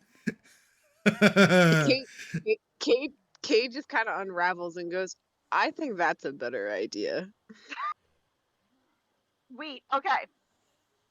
Kat is actually really excited about this. She's like, I don't know. She's like, I'm gonna be totally honest. I don't know if this is the best idea, but this is a new spell that I taught myself recently, and I really wanted to try it. Are you talking about Matchmaker, like out of game? Yes. Okay. I'm so glad. Now you don't know what these ogres are into, but I should state that in the text of the spell it says the spell does not override whatever the target's sexual preferences are. Well aware. Kat is assuming the ogres are heteronormative. Okay.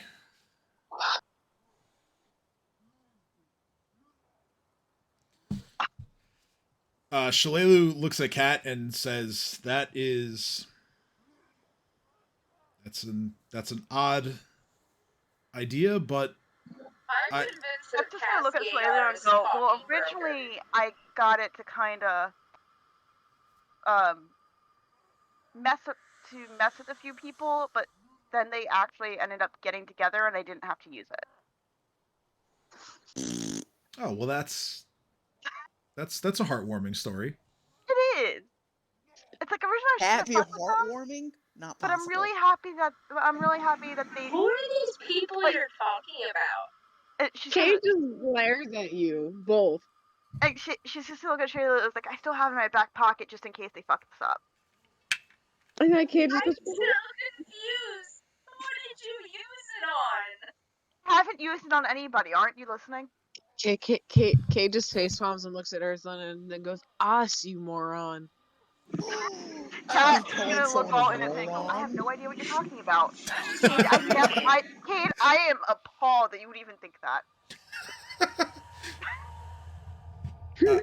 I'm loving this. I didn't need Cat's help with shit. I'm so glad we're having party shenanigans while we're infiltrating and we're crusading against a bunch of ogres. We always do party shenanigans when we're crusading. That is when the Our shenanigans party occur. is a shenanigan. What are you talking about? I mean, facts. But, so am I going to... Okay, so am I gonna make these ogres just be too busy getting it on to notice us or what? Yes. Kate's shoving rations in their face when you weren't paying attention. So all The more ogres you can shut down, the better. Okay, I just want to clarify: am I murdering the ogres or am I causing them to fuck each other? Either. If you think they like each other that way, then that one. Honey, they don't have to like each other that way. I'm making them like each other that way. I mean, I'd rather see a dead ogre. Dead. I mean, I can also, I think, hypnotize them and fuck each other to death. Okay, out of game. I am not gonna make the ogre snoo stew. I thank you. I literally was mid chew and was about to shout snoo stew and then choked on my ice cream. Like, I am not gonna make the ogre snoo stew. Snoo. Hold on. So I'm murder actually them. looking up a different Murder spell. I them. just want to double check something. Murder them all! SK, the question is, how do we murder them all? Because I can Well- also use hypnotism. And, okay, out of game. Tim, correct me if I'm wrong. I could use hypnotism to convince them to kill themselves, correct? Let me read the spell again. So Don't you can convince them to do harm to themselves, but you can possibly trick them to like walk off the ledge and not be aware of it, but like not stab So themselves. first off, you're limited to 2d4 Right. hit dice. So I'm gonna add that to the Yeah, spell. sorry. It must be brief and reasonable. Yeah. it's Killing gonna be- themselves is not It's necessarily really reasonable. hard to justify killing themselves as reasonable. Or killing their friends. Plus, well, no, you wouldn't technically be in combat. I'm still reading the spell. What are you doing? Sorry. Stop it. I thought I had done that. Well, I'm just making sure that I'm understanding it as well as everyone else No, is. it's fine. All right, I'm so sorry. I thought I was the person who brought it up. That's why I keep shutting it down. yeah, no. So, yeah, this would be like, yeah, hypnotism wouldn't really work for this. It would have to be again like a murderous command or Yeah. So like, suggestion, something. I could have sworn I had Now that I suggestion. I guess I think didn't about make it, it. I'm pretty sure if you get at least one of them to start fighting the others, then they're all gonna start fighting. I mean, I can use charm person. You can convince one of the ogres to fight the others. Kid just pipes up and goes, "They can also all go to sleep." True, but we need them to go to sleep and never wake up again. It's pretty easy to kill something when it's sleeping. I could also just terrify them into running away.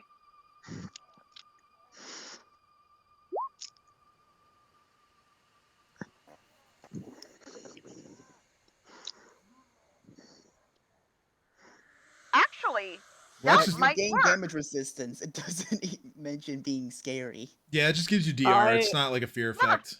Okay, I realize. But imagine an ogre seeing something like that. They'd be scared shitless, wouldn't they?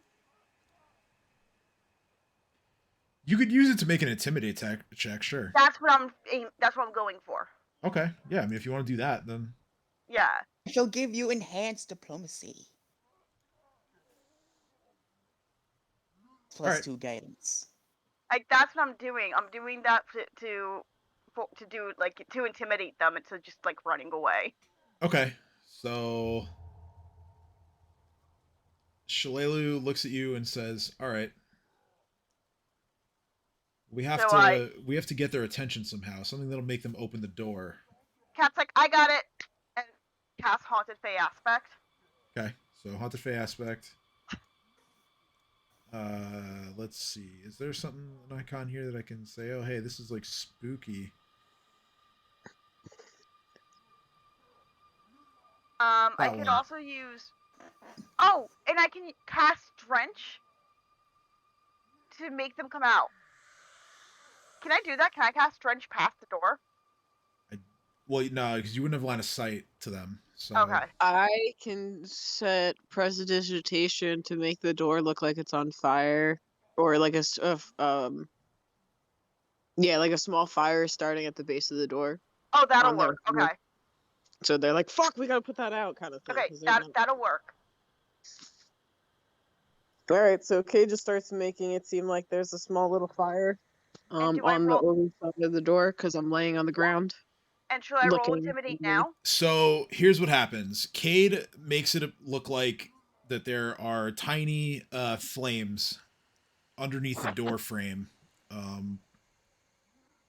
And they begin to make those flames kind of creep under the door. I'm going to give the ogres a perception roll.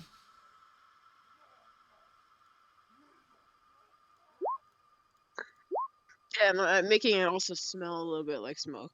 Okay. Yeah, one of them definitely sees. And the noise in the room like shifts to almost panic. As there are heavy footfalls, like seemingly running back and forth, like trying to look for something to put it out.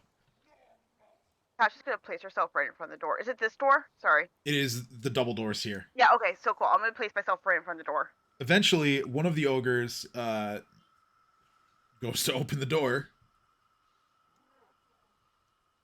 So I'm gonna roll intimidate. Like, And they see you with your sort of your aspect sort of swirling around Enhanced diplomacy, that do be a 22 though. your form.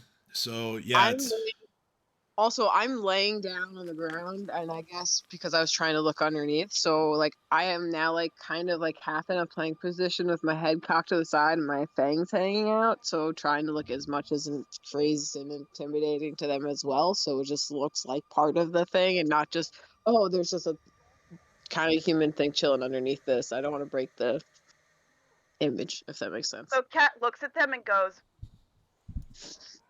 "Boo." okay. And with your intimidate check, I'm assisting. I also assisted with enhanced diplomacy. okay, so Cade is the aid another here. That makes the total a 24. And then the enhanced. Wait, are we intimidating people? Cat Why is no one asked me? Cat is intimidating people. This Oh, cat's no, moment, goddammit. she cat. You missed everything. So the ogre here is the check is a success. The ogre is, I gotta find the actual thing for it.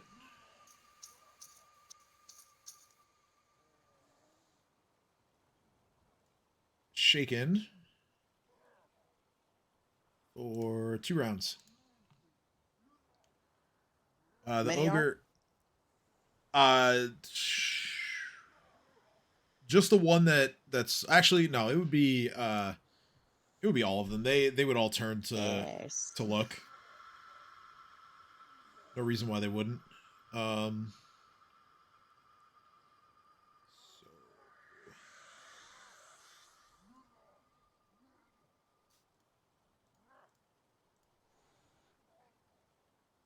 So yeah, they're all shaken.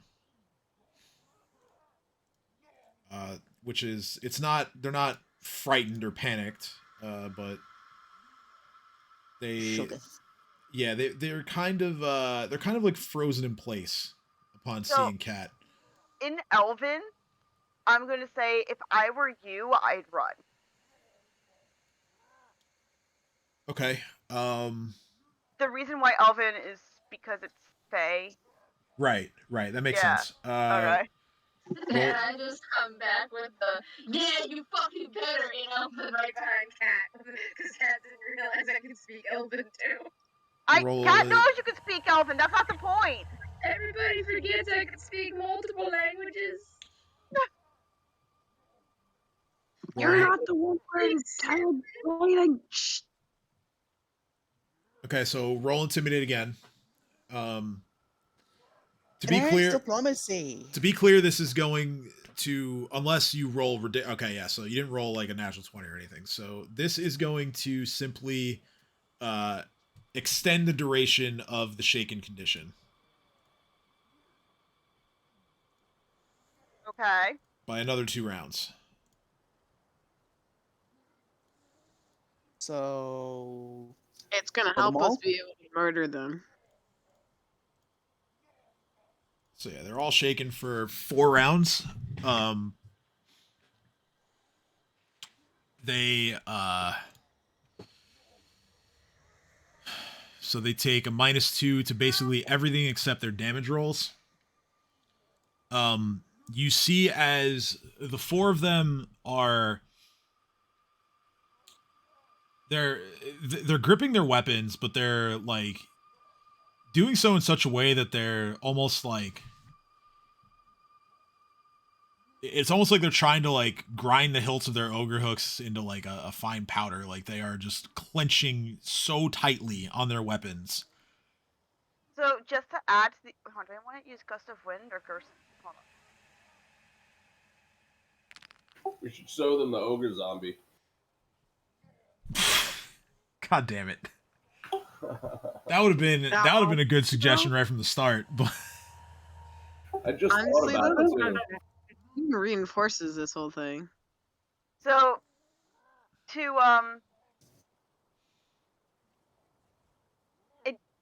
increase the intimidation factor, I am going to cast Gust of Wind. okay. Realizing that's probably not going to do anything to these large creatures. But I'm hoping that with the combination of the scare, like, I'm also going to roll Intimidate again, because this is supposed to help with that. Yeah. Enhanced diplomacy. I'm creating an atmosphere, damn it. So 18 on the Intimidate check.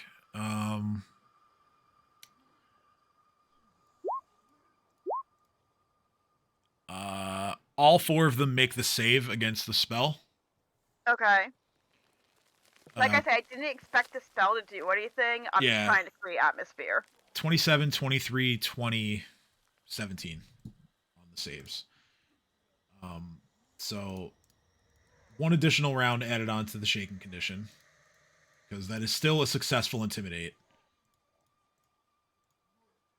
Actually, technically, I shouldn't be changing numbers at all, because Intimidate checks a standard action, so you basically just refresh that round. So it's still 4. But yeah, they are they are clenching their weapons. One of them is the one in the front actually is trying his best to swing at you, even though he can't quite reach you. It seems like he doesn't want to leave the room.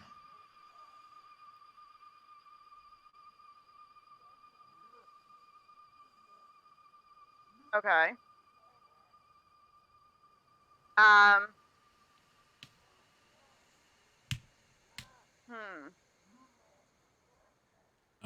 He's going to turn around and motion towards the one way at the back. Have to And go, really? And just Fog Cloud. okay. So, let's see here. What's your point of origin? The door. The door itself? Yes. Okay.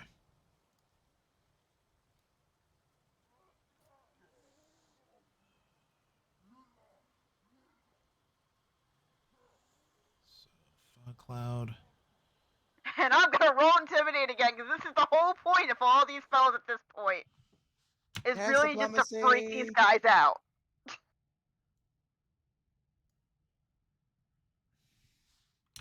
I want them shaking in their boots.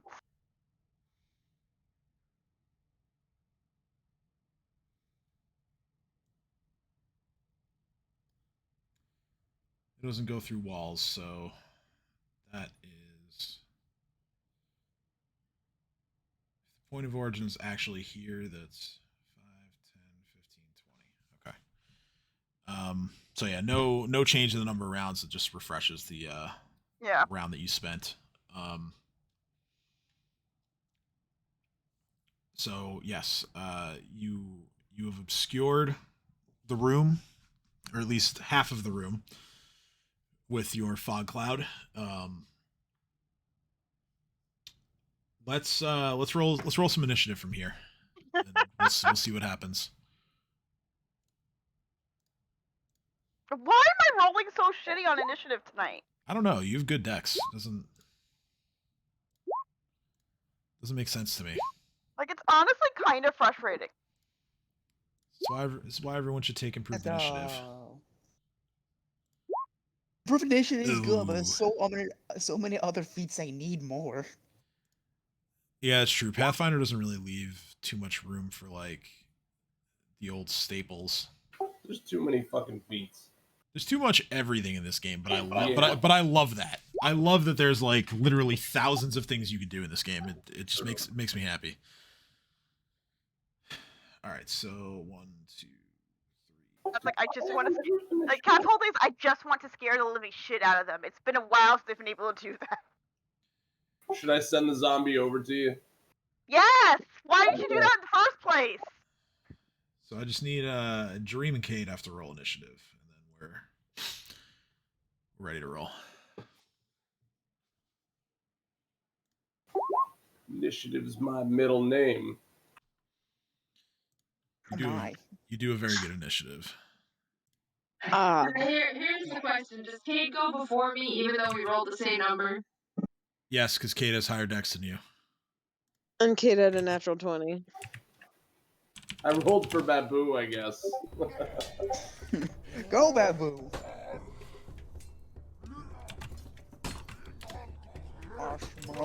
Osmerl Manflesh. That's gonna be one of our trademarks. Yeah, That should be merch. it should be merch. I mean, So well, you're gonna be maybe taking you're that off, making that right? merch, because isn't it from It's from Sirenscape, yeah, so it's yeah, not, we not did really gonna work. town, so it's Oh shit. But do you think they copyrighted that phrase? it's not the point, it's intellectual property. Is it though? Yes. Well, okay. It's, we can have use to- it in our game, but as soon as we start using it for merch or selling stuff, it becomes really dicey. a gray area because I smell man flesh is definitely not a trademark. Yeah, that's just It doesn't matter if it's trademarked. That's not the issue. I understand that. anything. Like that's just a statement. Yeah. Like that's not. Yes, but one can make the argument that it's because we're specifically referencing a sound that was not part of our original intellectual property. Oh no one has the right to say, hey, you can't do that because we said I smell man flesh. It has to do with the origin. Well, the origin can suck my balls. How about that? All right, people. This is not a Phoenix Wright campaign, so Objection! yeah. Alright. One clarification. So, Cade wins the initiative lottery again.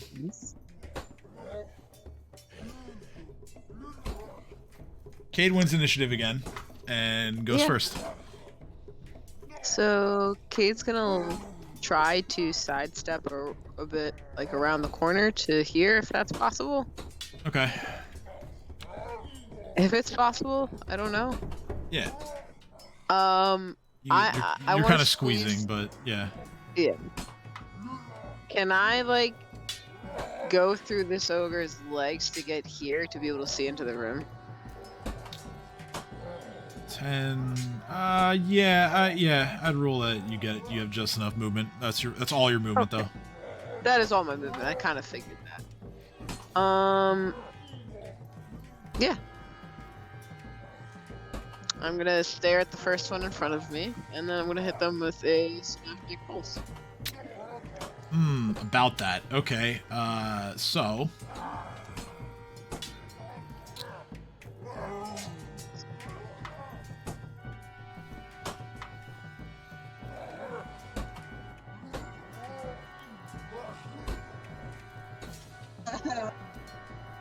Everybody, roll a will saving throw. No. You guys have done this stuff to me all the time. Every time I try to use these spells, I warn you guys to stay away, and you don't. This time I didn't try warning. Hey! Legit went first and said, hey guys, watch out. I've literally done that so many times Target before, your you guys wife, don't but watch out. okay. So for one, I just went So- for it.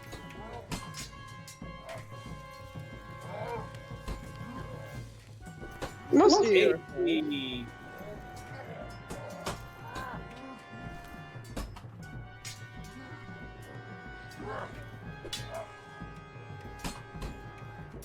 Robert gets a +4, I guess, enchantment.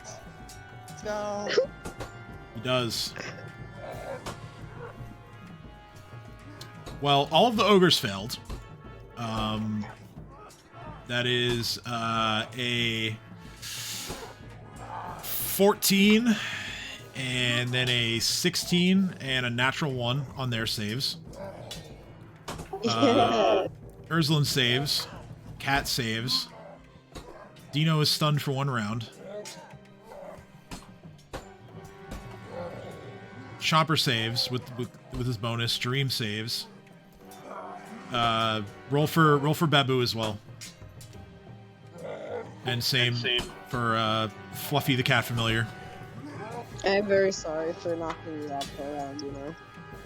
But I've been knocked out for more than a round. As for the NPCs, Vale is stunned, Jakardros is stunned. Shalelu gets a bonus to enchantments and she's stunned. Babu is not stunned.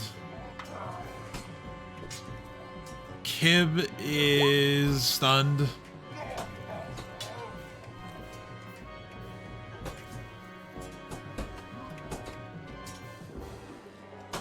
Did you say I'm stunned? No, and I rolled for Fluffy, who is also not stunned. Oh, cool. Good. My wife cannot heart mate or husband. I don't know. Vampire husband. Willfully choosing to say my wife, even though it's a possibility that it's just a partner.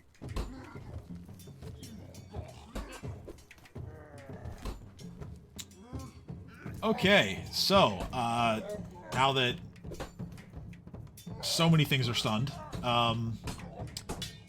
is there anything else that you're doing, Cade? So since it didn't do any damage, so I don't think there's anything else I can do. I was gonna say. Yeah, there's no painful stare off of that because it's no damage. Yeah. So But then no. if one of your allies hits them, you can certainly use painful stare if you want. But Yeah. I'm at this point. I'm out of movement. I'm out of anything. So. yeah, it's true. You are out of actions. All right, Urslan. So I'm gonna peek around the corner and be like, I think you were a little above and beyond there, honey. I have never used that spell before. I kind of forgot how far it reached. Ah, no, I can see that. I kind of just poked Shalelu. There's no reaction. Aw. Oh, you poor thing, you. I'm just gonna move past her.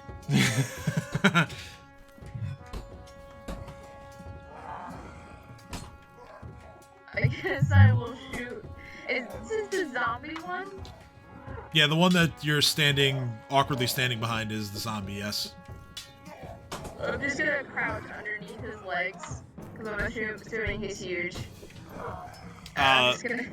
Worth noting that everyone who is stunned drops whatever they're holding. Oh. Well, good thing that's not me. Yeah. So the ogres who are stunned, all their hooks are on the floor. Vale and Jakardros and Shalelu have all dropped their weapons. Dino has dropped his scimitar if he was holding it.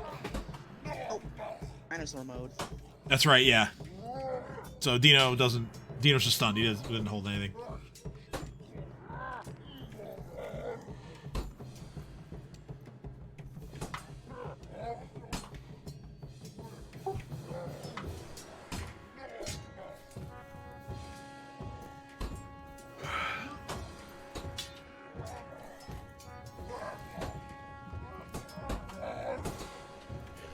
All right, so yeah, what are we doing, Urslan?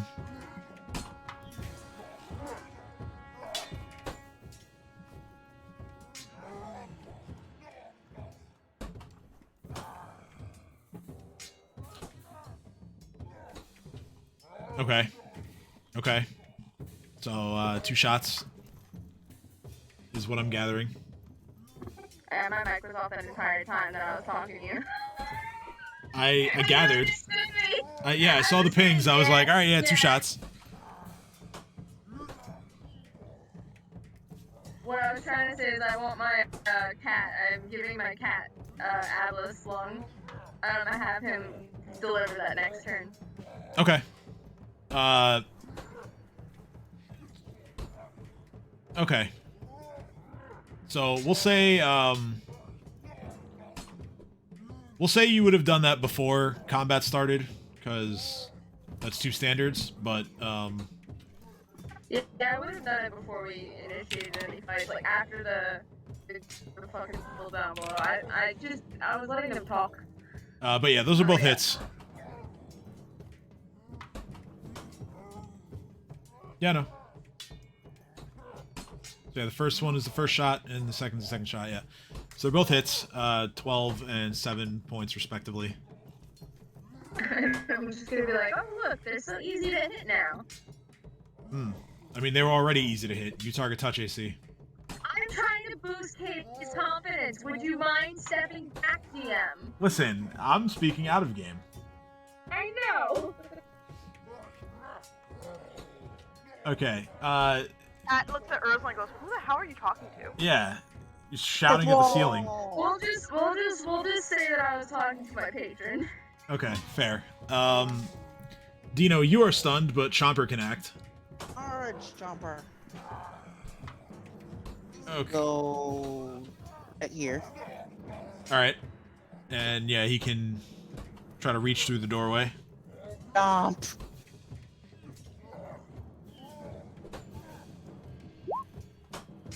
Yes. So...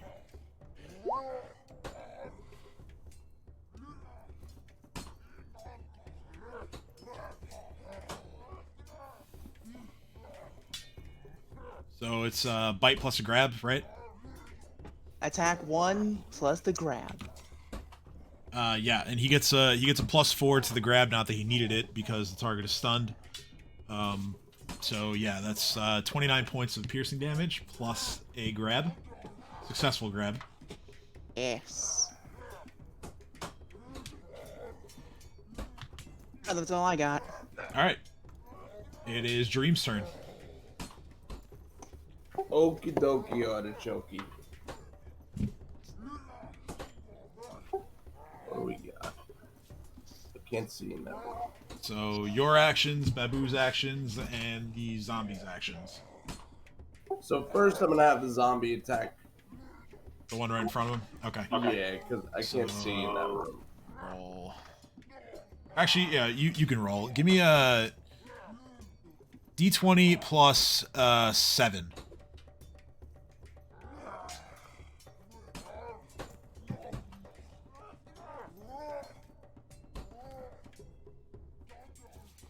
Okay, 19 hits. Damage is 2d8 plus 7.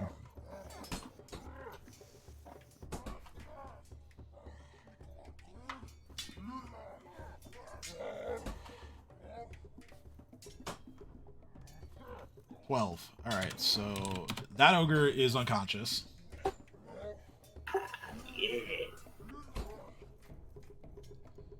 Starting to have too many conditions on him here.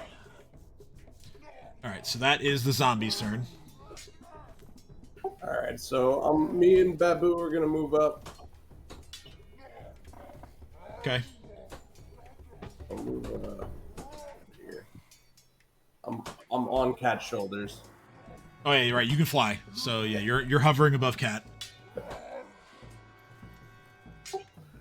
So he's unconscious. Yep. I am going to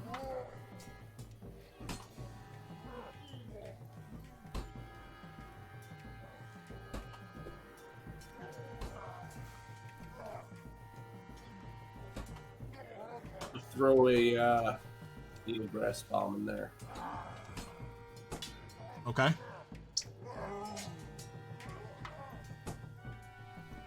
So in the middle of those two. All right. 28 hits.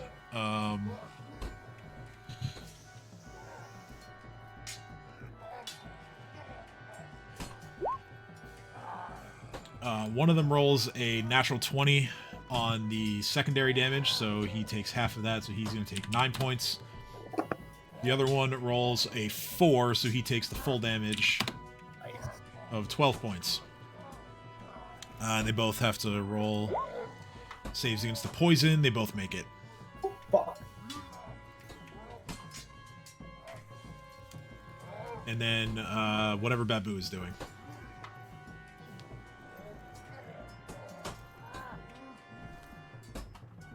We'll scratch him up. Scratch him up.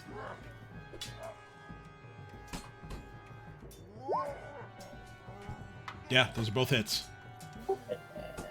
Babu claws at the shaken and stunned ogre's face with his talons, dealing 2 points of damage. Alright, so Bird. it's now all of the ogre's turns. This one is unconscious, so he fails the con check, so -1 hit point. Stunned. And the one at the back was out of range of the synaptic pulse. He is going to turn around and he's going to open the set of double doors behind him. Ah, shit. And he's gonna come out. And he's going to slam the doors so hard that they almost come flying off the hinges. Oh boy. And he is then going to proceed 25, 30, 35, 40.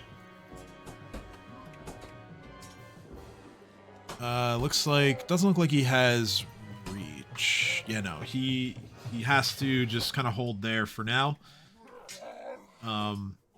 However, the loud slamming of the door. Let's make a check for another creature in the meantime.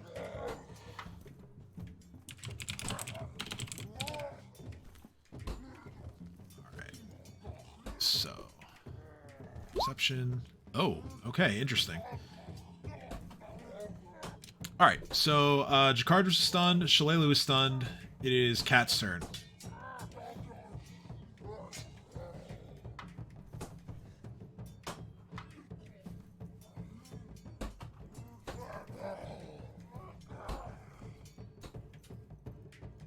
Cat, Sorry. it is your turn. Sorry, I was checking my messages. Anyway.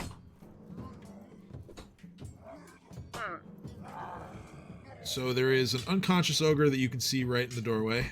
No. Cat's gonna say, I'm bored now. And just walk. No, kidding. Cat just leaves. Like, I'm gonna go find Caven. I'm bored. Walks away. No. He seemed alright. Gonna have some drinks with him.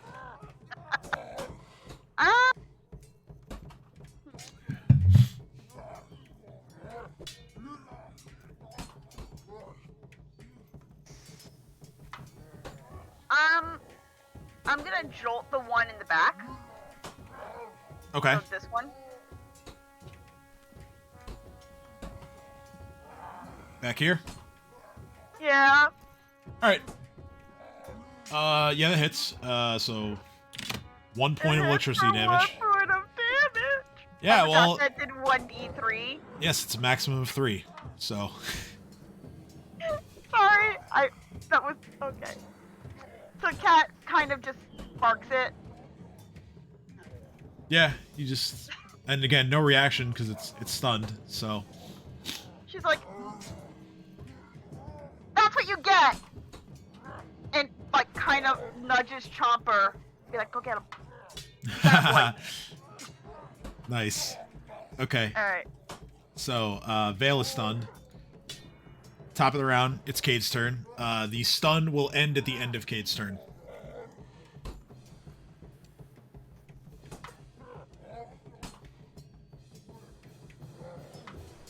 I was muted.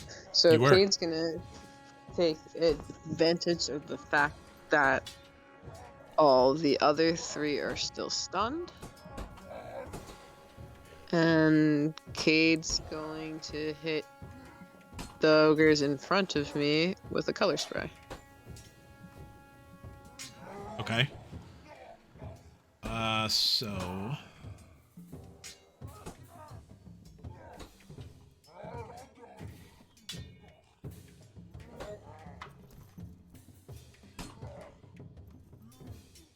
Color spray. 15-foot cone, so... Only to the second one. But, let's see. Fitting, the unconscious one rolls a natural 1. The other one rolls a 4, so it's going to remain stunned at the end of this turn.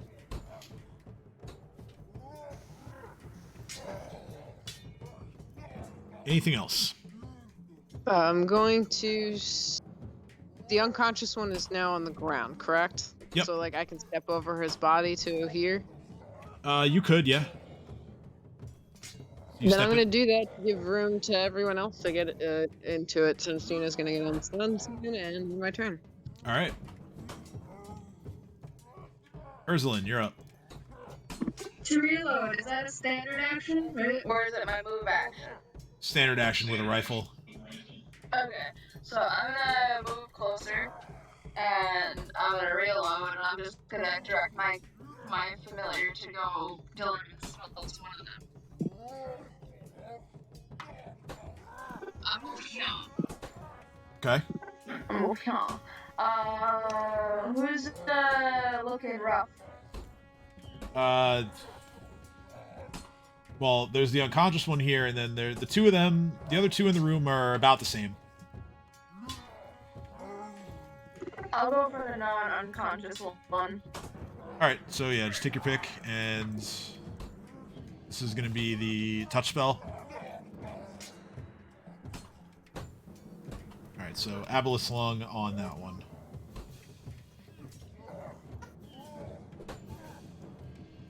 Just roll it for me so I can see the DC. 15, alright. Come on! Will saving throw, 15. Ooh, 17. No! Did he come back?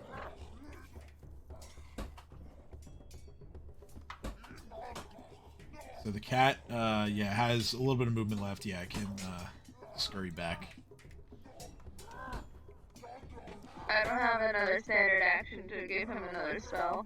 No, you don't, because he uses to reload. So that is my turn. Alright, Dino. Alright, decisions. Do I deal with the 2 ogres in front, or do I go in the back to defend against the other one? Let me see. The one Chomper grabbed is unconscious, right? Yes.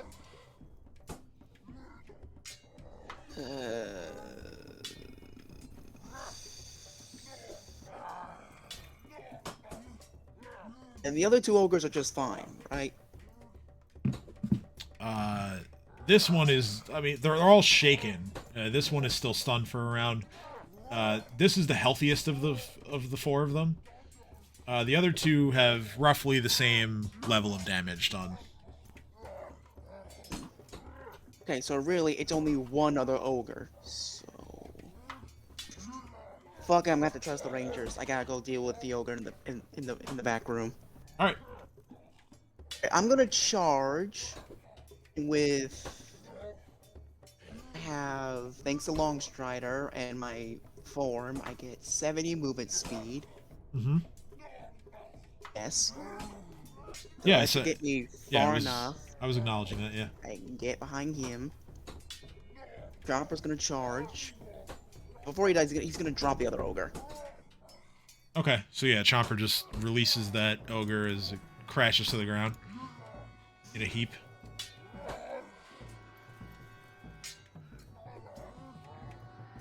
Give him power attack. And jump. Let's go. So yeah, 30 points of damage. The grab is a success.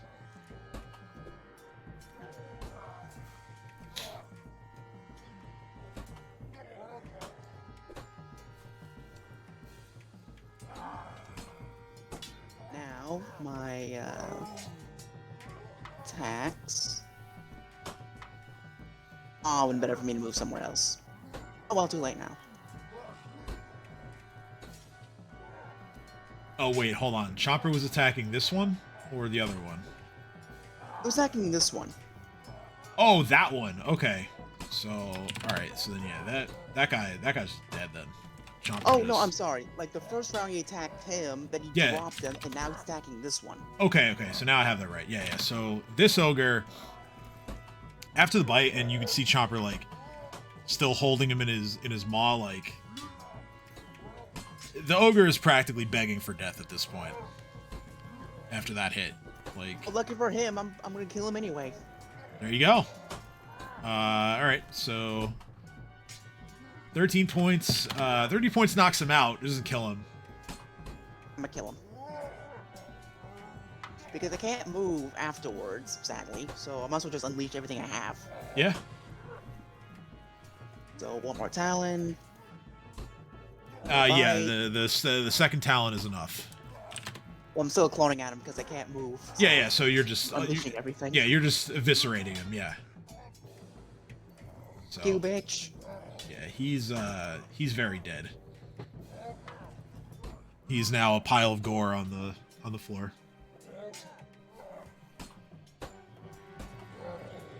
All right, I end my turn. Okay.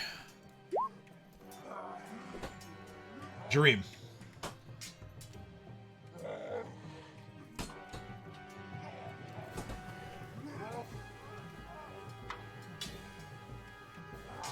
Dream.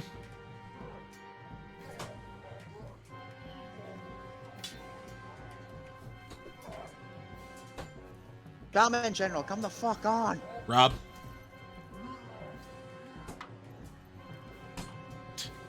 Rob. Kareem is dead. Robbery. Long live Kareem. Rob. I'm here. Sorry, I was just Alright. running laundry back and forth. Okay, no worries. It's your turn. Okay. Dino has just killed one of the ogres. There's still the unconscious one that is on the floor in front of you and your zombie thrall. There's one more inside the room that is currently stunned. I'm gonna have the zombie finish this guy off. All right, so same rolls as before, d20 plus 7. Actually, no, this is just gonna be damage because he's on the ground unconscious. So it's an auto crit, so 4d8 plus 14 on the damage roll.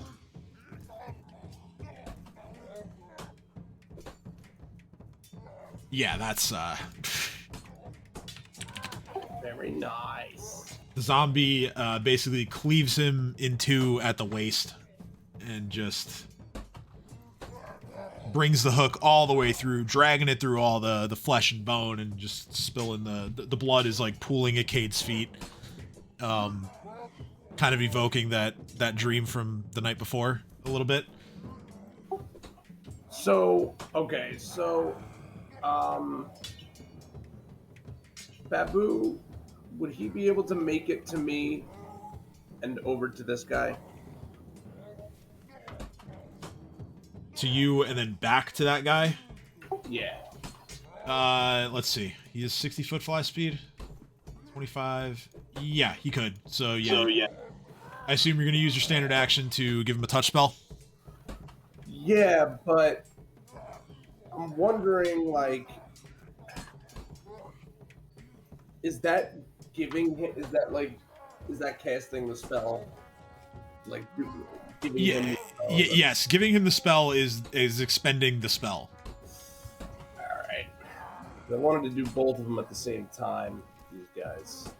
Well, you could give him the spell now, and then next turn, double cast. But Okay. that's up to you. Yeah, I like that idea, so I'll do that. All right. So what spell are you giving him? Animate Dead. Okay. So Babu, you give Babu a casting of Animate Dead. He will be holding that and then using it on his next turn. Now he can still fly in and attack. He still has his actions, if you want.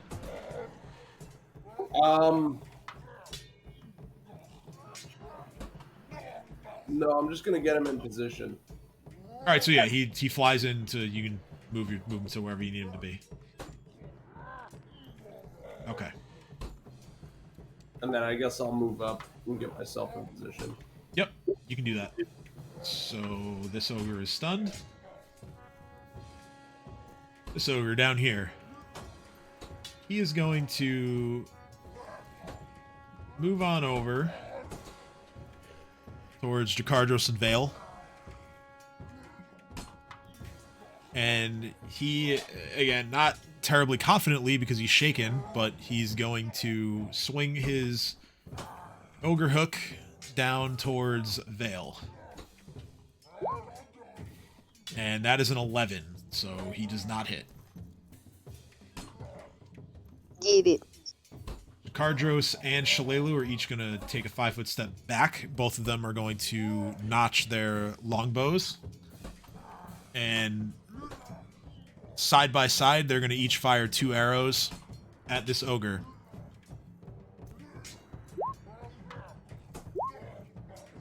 Okay, so Shalelu gets a 29 and a 26. Dealing him 16 points of piercing damage. Cardros with a 28 and a 25, dealing him 9 points of piercing damage plus 9 more points of electricity damage. So they have both kind of carved them up just on their arrows alone. Kib is going to make a bite and 2 claws against him. 15 hits because he's shaken. 16 hits on the claw. And 26 hits on the claw. And that ogre is knocked unconscious. It's going to end all of their turns. It is now Cat's turn. Okay, so, is it just the one next to Chomper that's still alive? Still standing, yes. Okay.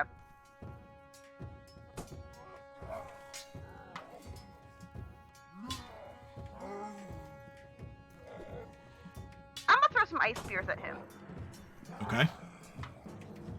So...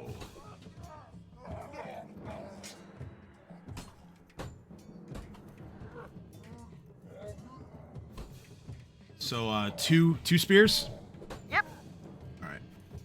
So we'll put them here and here to avoid hitting Chomper. Mm-hmm. Reflex save for half damage.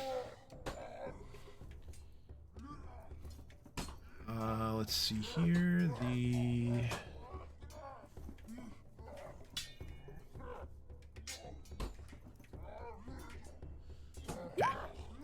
The reflex save is a fail, so he takes the full 13 points of damage.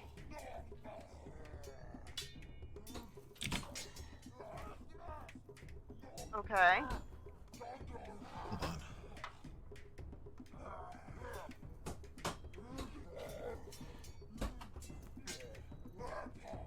Oh, actually, roll the spell again, because it's multiple spears, so he gets hit multiple times. I roll again! So that's plus an additional 18 points of damage. Do I do it again?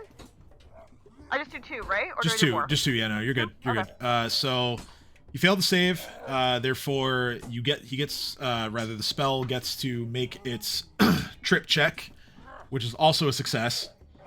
So the spears, the ogre's kind of like rocking back and forth a little bit in like that shaken / stunned state. And as this happens, the 2 ice spears come out of the ground, and they actually go through his like calf muscles, dealing him severe damage and intense amount of pain. Which, you know, he's stunned, so it doesn't really register to him.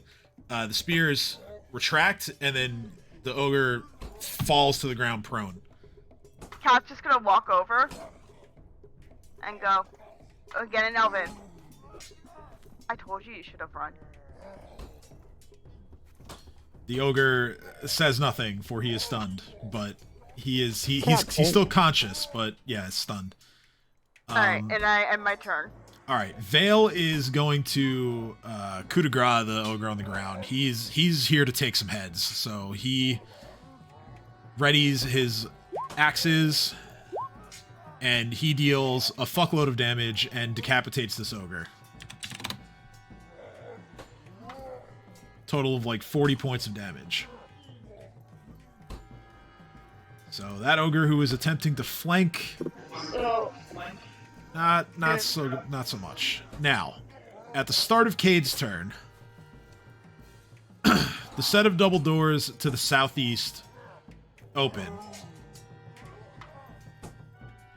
as another creature has heard the sounds of battle.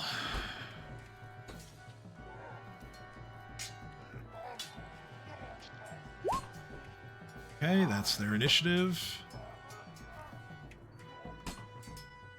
Upon exiting the room, this ogre, and even though none of you can see it, I'll describe his appearance anyway.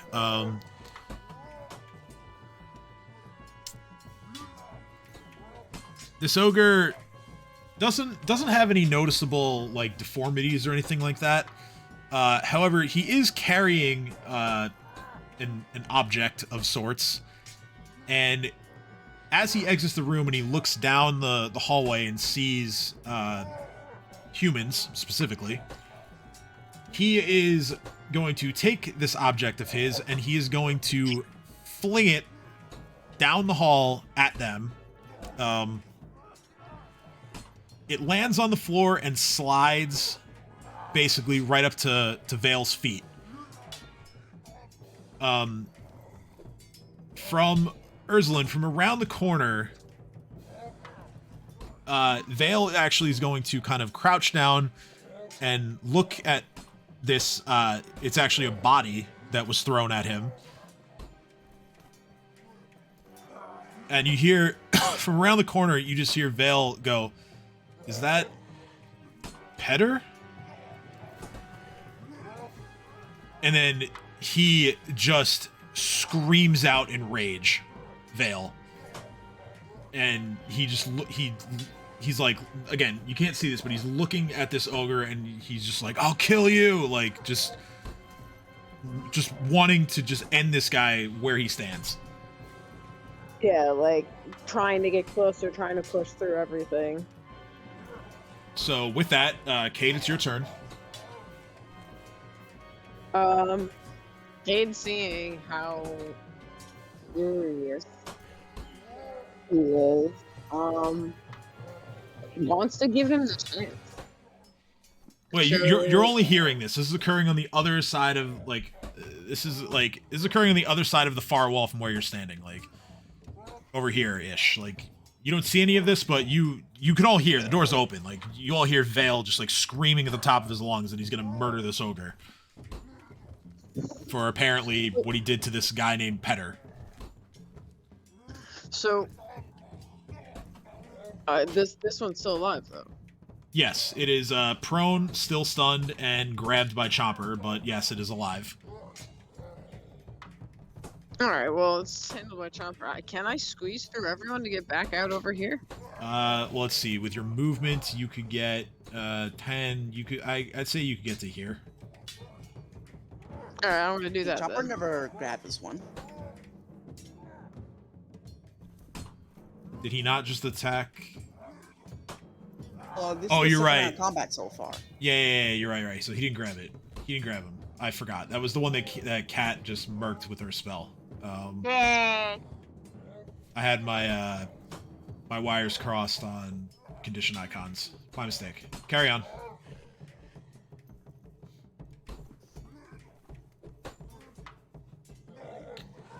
So Cade moves out, and yeah, as you're standing behind Vale, you see like another ogre that looks like one of the leaders. He's wearing a kind of nicer armor. Other than that, there's not really much differentiating him from all the others.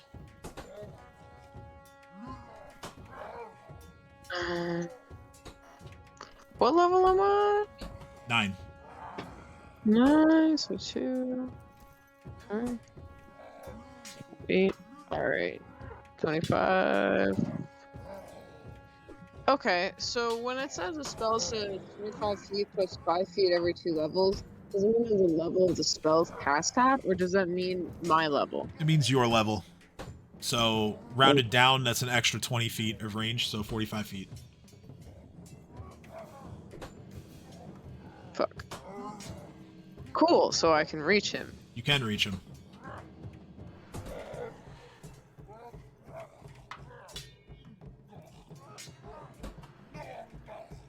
I'm going, since he's sprinting away, correct? No. No. This ogre just came out of his room and actually stepped towards Vale before throwing this dead body at him. Oh, I thought he threw the body defiantly and then went to turn and run to, like, get others. Does that make sense? No. Well, yeah, it makes sense, yes, but no, that's not what he did. Okay, yeah. Okay, I'm aware now. So then either way, since he's not running, I'm just going to hit him with a hold person so he can't get any farther, or any closer. And say, well, he's not going to go anywhere, and hopefully you can do just that. Alright, will saving throw against 17. 24. What? You rolled a natural 19. I'm sorry, like... No, it's okay. I'm not mad at you. It's just... Like, stare wouldn't have even helped you there, so... Yeah, I know. That's why I was just like... I thought of it, and then I was like, wait, that doesn't even matter. So then I'm like, Okay. Ursuline.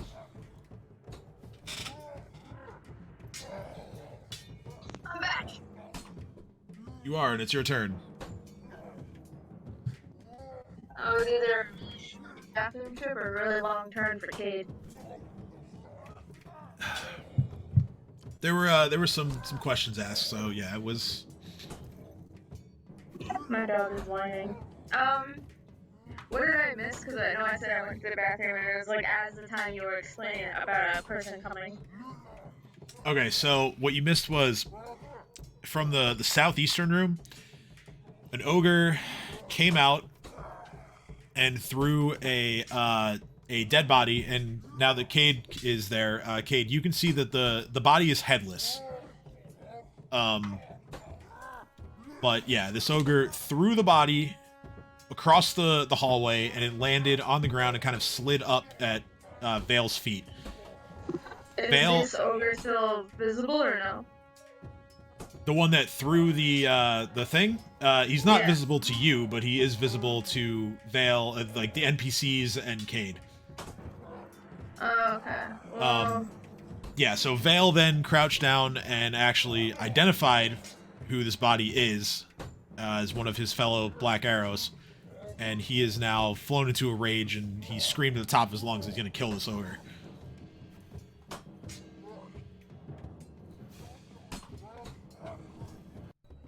alright, I guess I'll just finish off the ogre up here and then go help them.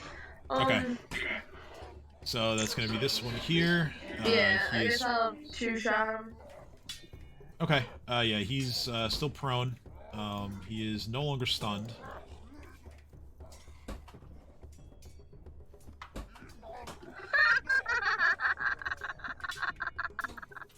So yes, that is... How many shots are you firing on him? I mean, if I could just say the first one because, you know, it's glorious. I don't Okay. want to overkill it and waste a shot. Well, I mean, a crit, yeah. So he had only 3 hit points, and you've just done 62. So, Arizona just takes aim, fires at his head, and starts walking away. Yeah, and the head just, like, it explodes, like, right before the eyes of Chopper and Cat, like, fucking Gallagher smashing a watermelon. Like, it just... brain matter everywhere. Arizona said, fuck this, and continued walking. Yeah. Ursuline just continued living her life after that shot, and just walked. And I guess I'm gonna try and position myself so that I could see, whatever this person that Kate is fighting now. All right. Well, you have enough movement to get here. But yeah, if you want to go there, that's fine too. Whatever works for you. You have enough movement. Let me subtract that one shot real quick.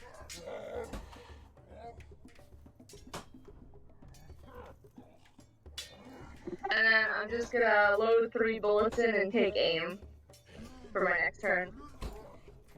Well, you just reloaded, so you only took 1 shot, so you still have 4 in the cartridge. Oh, so. Well, then I'll just take aim and get ready to shoot him with 3 shots next turn. All right, sounds good. I'm gonna check off rapid shot for right now. Cool. Dino, you're up. Okay, so I want to charge, and I want Chopper to charge. So can Chopper charge, open this door, and continue charging? I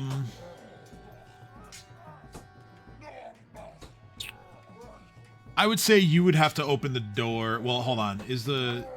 Yeah, he slammed the door behind him. So, yeah, I would say probably you have to open the door because charging and then breaking through the door would be like a strength check and therefore like an action. So, yeah. Fuck it, I have a shitload of movement anyway. Let's open this door. So yeah, we'll call it. The door was probably slightly damaged from how hard the ogre slammed it, so I'll call it a swift action to kind of just push it open. Doesn't really require any kind of check. I'm gonna say second boy. So Chopper goes on through. He spots the ogre facing away from him.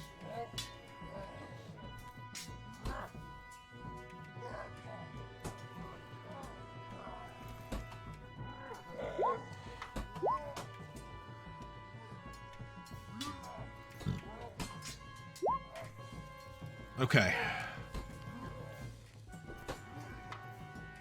So that is 29 points of damage.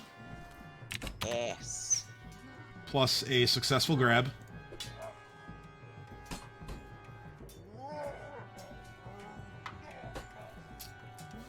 And what about the rest of your turn? You said swift action, so can I not move anymore? Well, swift and move action are different. Oh shit. So yeah, you can move and you can still attack. Fuck it. Okay, charge to go all the way around because like 70 times 2 is amazing. And just because I don't like this guy, let's do some non-lethal damage. Well, all right, hold on 1 second with that. So, where did you begin your turn again? I was like right here. Okay, so you would have had to have taken a 5-foot step to open the door.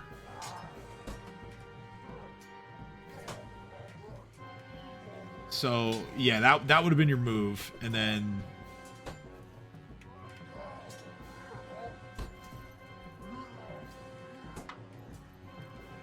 so yeah, you wouldn't be able to charge. No matter. In that case, I use the rest of my movement. Move here instead. Yeah, I would say, yeah, you could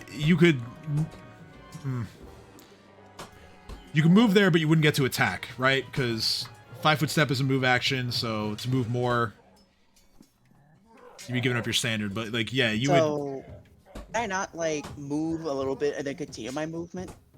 Well, like, I guess if we're not calling it a 5-foot step, then yeah. So,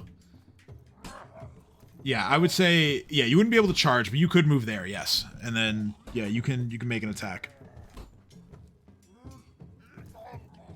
Alrighty. If I don't get my non-lethal, then I'm pretty sure one more attack isn't going to instantly kill him. So let's do just a nice talent attack. Let's see here. Yeah, 19 hits. That's 16 points of slashing damage. Edge. All right. It is Dream's turn. So I'm assuming we are animating an ogre zombie here. No. We're not. I'm gonna go over here, and I'm gonna touch both of these guys. Okay. And then Babu's gonna touch this guy. I'm gonna raise all three. Oh yeah, so we are doing ogre zombies, just multiple. Yeah.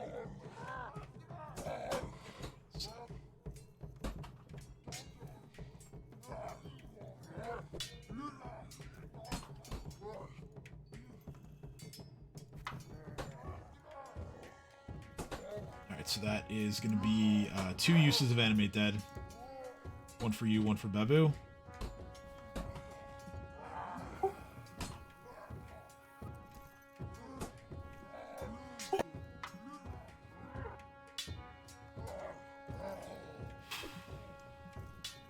And I'm gonna start moving them all into this room, I guess.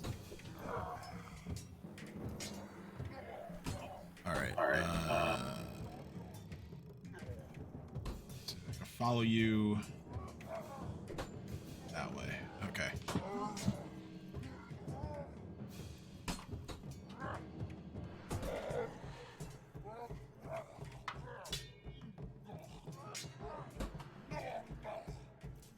Let's roll hit points for them.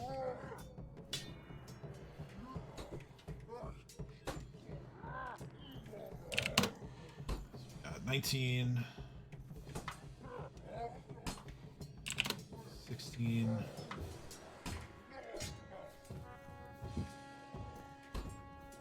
18. Alright, so they each have 30 feet of movement, so 5, 10.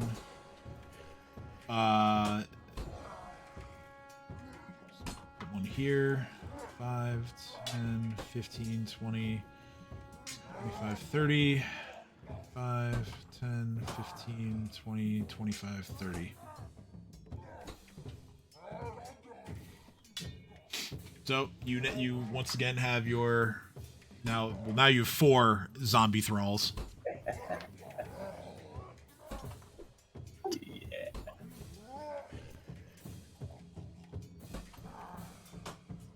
Next is the Grappled Ogre.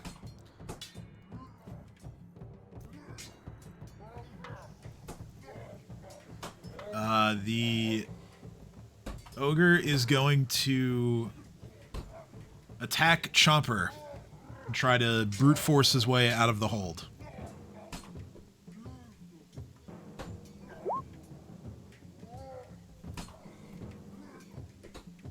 That is a 21 and a 15, so they both miss. Ah! Kardros and Shalelu are going to fire down range. 2 arrows apiece. Shalelu misses both shots. And Jakardros hits 1 out of 2. Jakardros deals 9 points of piercing plus 4 points of electricity, so total of 13. And it is now Cat's turn.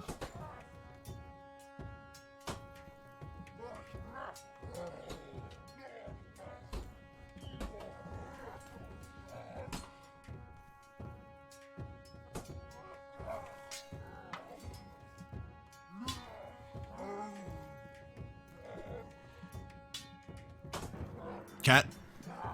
Sorry. Jesus Christ, one of them still alive?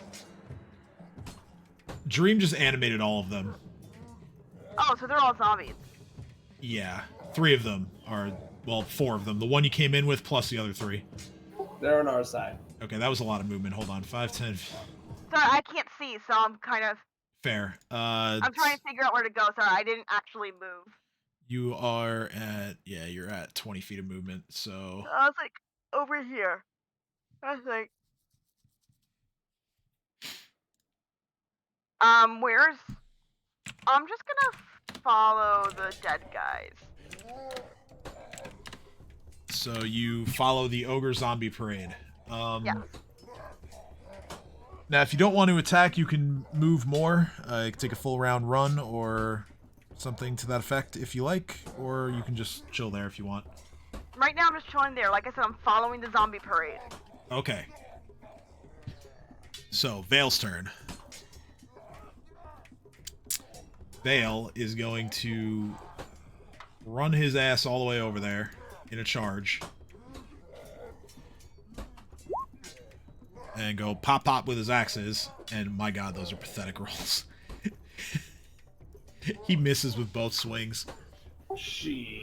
On a grab target. Yeah, It's come really on. it's really This is unfortunate. moment. He rolled a natural 2 and a natural 4.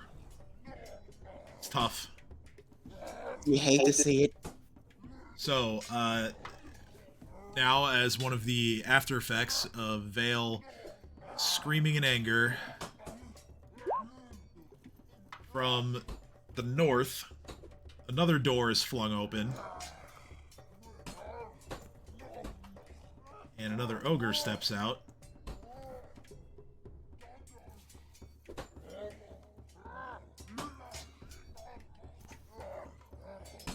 He too joins the fight. For a visual description of him, this ogre is basically missing the entire right side of his face. There is basically just flesh pulp covering where his face would be. There you can see little bits of his skull kind of showing through in some places. Those of you who are able to kind of turn around and see what's happened, as he was not quiet about opening the doors. So, Jareem, you'd be able to see this, and Dino, you kind of have to like see through a bit of a crowd. But if you choose to look in that direction, you'd be able to look at him. With that, we're back at the top of the round, so it's Cade's turn.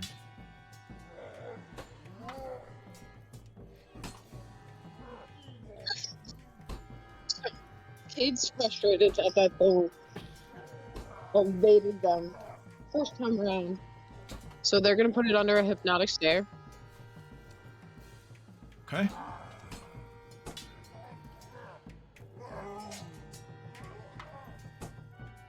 And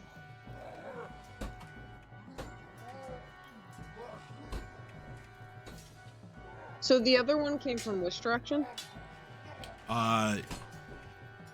Way up at the northern part of the floor.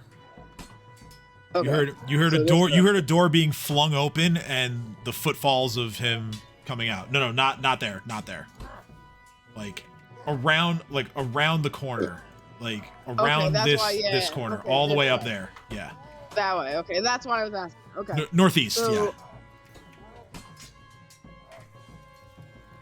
I'm gonna hit this one after hitting him with the hypnotic stare. I'm going to hit him with the hideous laughter. Okay. Hideous laughter. Oh. I'm going to, after my hypnotic stare and hideous laughter, move forward as far as I can to about here. Well, you only have 20 feet, so Yeah, I know. That's why I realized. there or there. The saving I'm throws. a virtual in line of sight. That's what I'm gonna do. The saving throw is a 12. So, from within Chopper's maw, this ogre begins laughing hysterically. And my turn.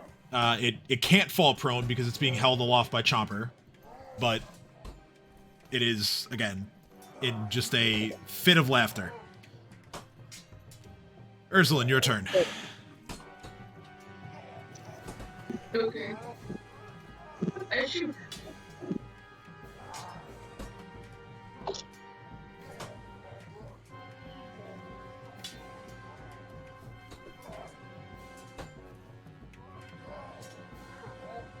So 3 shots. That was a shit rolls altogether.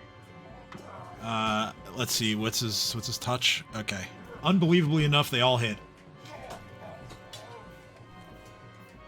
What the fuck? Yeah, his touch AC is, like I said, Wait, I atrocious. think I might need to move forward more for them to all hit.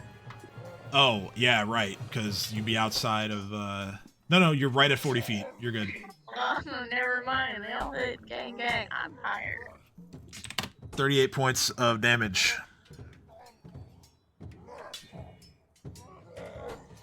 Anything else? I have 1 bullet left, so I'm gonna reload. All right, so next turn, reload. That's my shit. No, next turn I'm gonna give my cat a spell.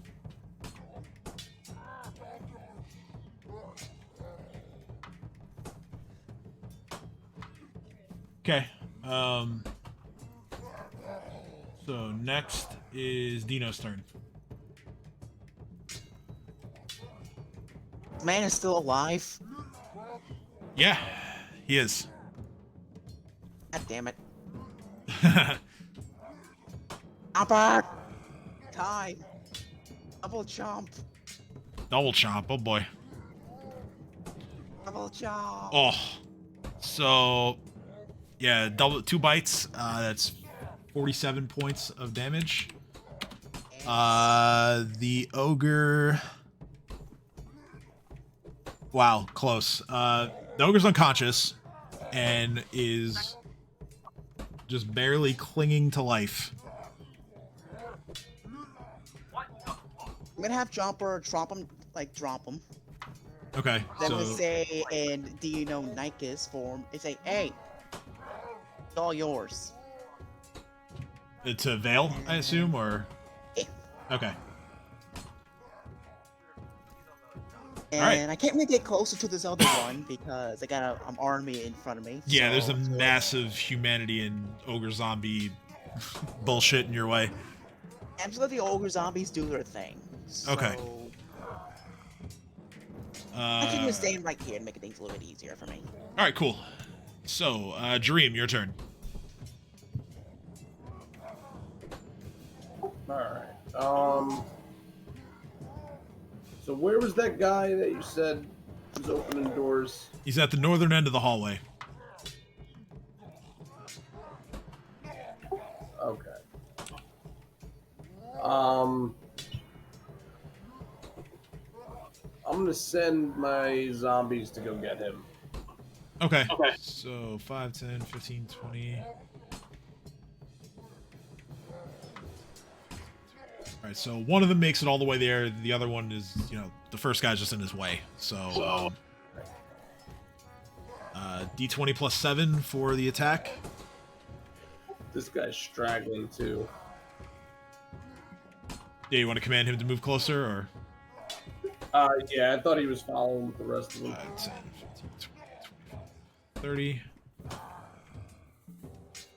10, 15, 20, 30.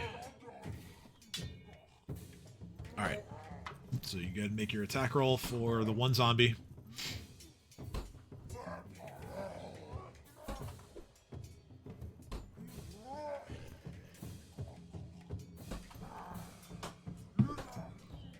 Yeah, 9 is not enough. That's a miss.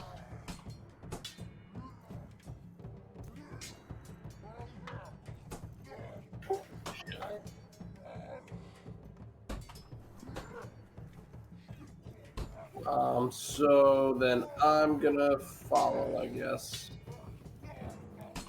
All right, so you have 60 feet of fly speed, so you can get all the way there if you want. I'm gonna keep some distance. Okay. Fair. There. All right, and Babu.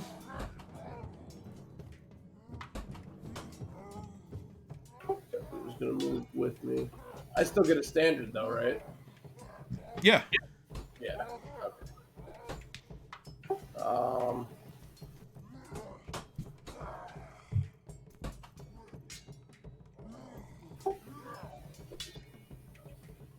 I'm gonna throw the good spear at him. Okay.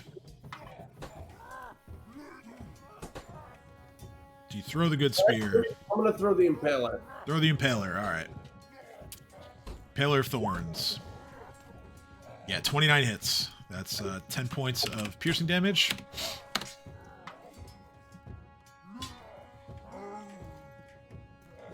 And I'm not gonna use it daily. Alright, cool.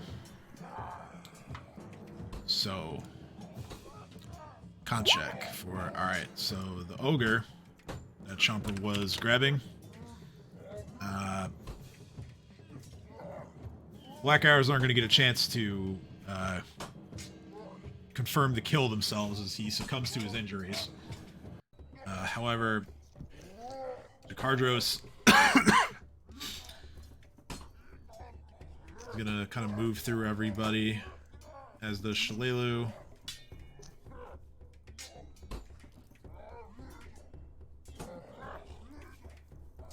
And the two of them just kind of just look at Vale and they just nod to do whatever he needs to do.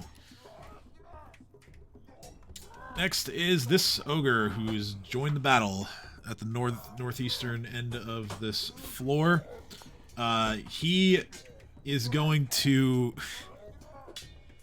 He's going to try to sense motive on the ogres standing before him.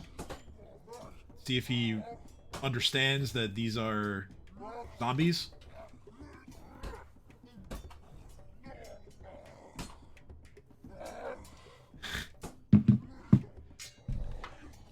Natural 1. However, he is still going to raise his weapon, and he yells something in giant and just swings anyway. Can I understand it? How long does comprehend languages last? I'm not sure. Let's see. I think it's 10 minutes per level. 10 minutes per level. So yeah, you would understand. He basically just said, "Get out of my way." So yeah, with 2 swings, he deals 62 points of damage. Oh, fuck. So yeah, that zombie crumbles to dust. He hasn't moved yet, so he's gonna move up into that space, and he's going to like stomp on the remains as he does so. And that's going to end his turn. So it's now Cat's turn. Continues to follow the zombie parade. Okay, Hold on. so 5, 10, sure, why not? That's not a full move action, is it? It is, yeah, that's all Or your it's a movement. full move, but that's not my action, right? No, it's not your standard action, no. Fantastic! So from here... 5, 10, 15, 20, yeah, you're good. So from where I am, I see this guy over here, right? Yep.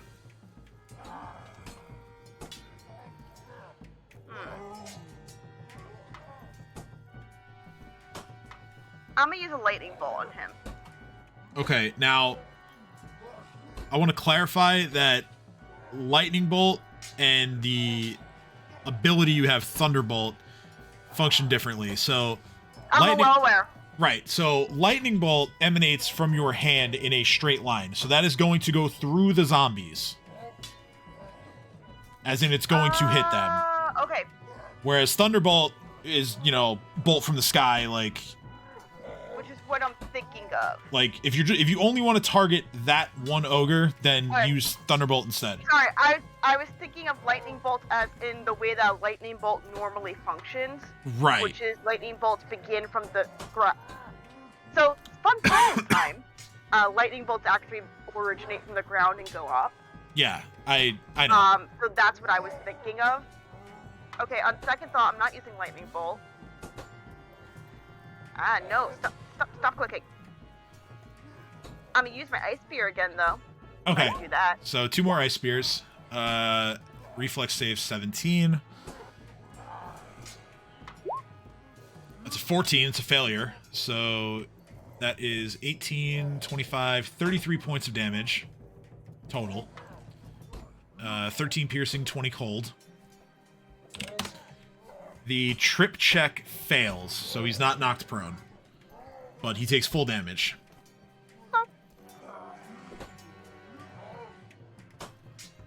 Anything else? No. I'm Okay. good. Vale is going to spend his turn using his axes to remove the head of this ogre. So that's all he's doing. Top of the round, Kate's turn.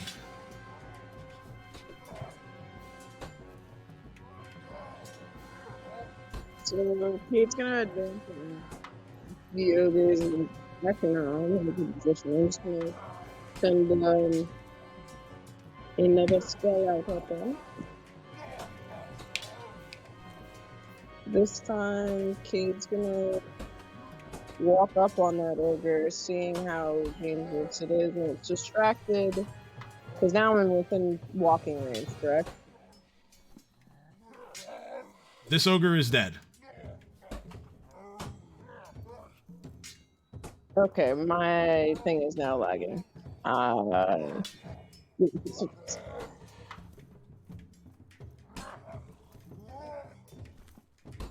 The only remaining living ogre is the one all the way in the northeast corner. And it's a shame that that roll was wasted on that. Yeah, I know. Yeah. I even took me a second because the thing was fucking frozen, and No then worries. I rolled. So either way, I wasn't seeing the bullet.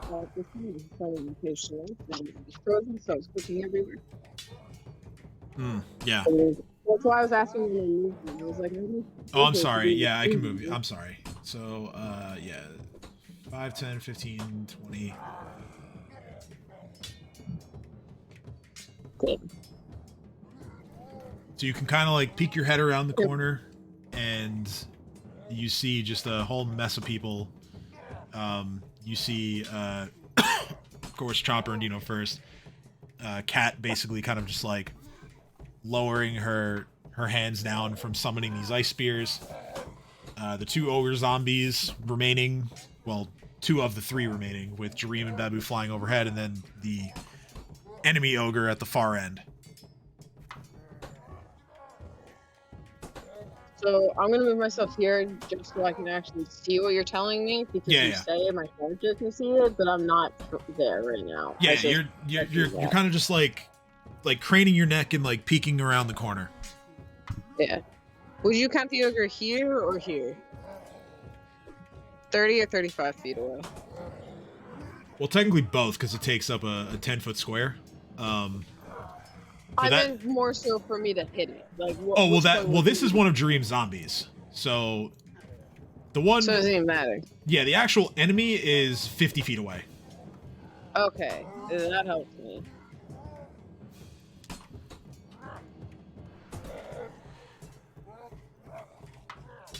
I'm going, you said 50 feet? 50 feet, yes. So 5 feet every 2 levels would be 45? 45, yeah, because it rounds down. So just short. Oh, it's just short. Damn it. I'm bad at math. Okay, then I'm just gonna do another hold person on you. All right, hold person.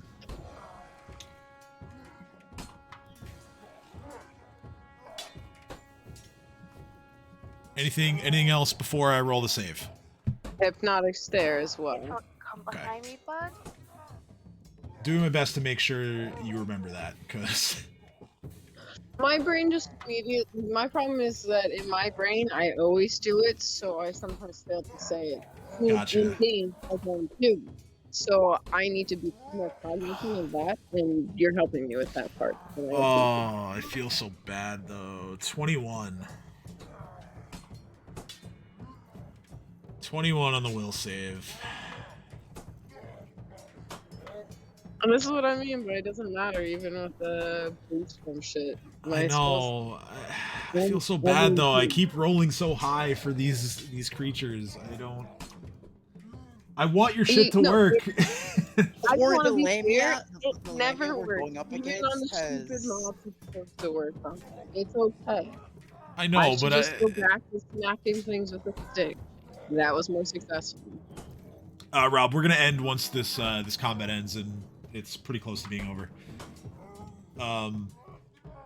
Okay, so with that, it is Ursulin's turn. I was just trying to tell about what? Oh, he's dead. Yeah, it's your turn.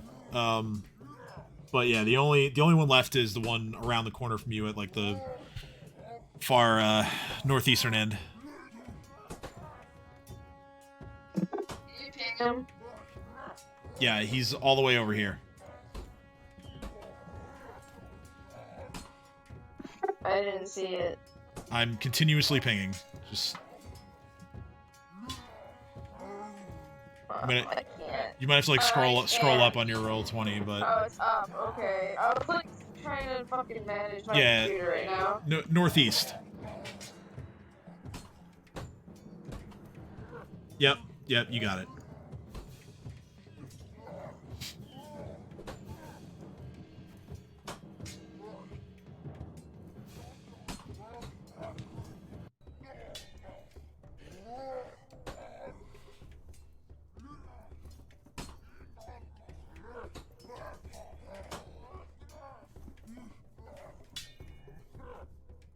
I can't move any further.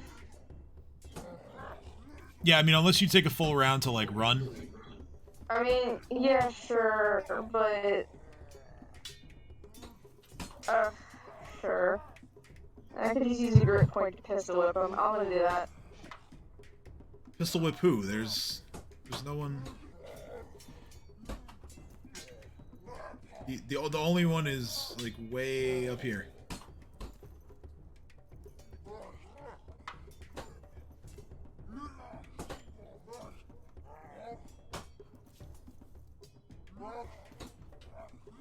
Yeah, that right here.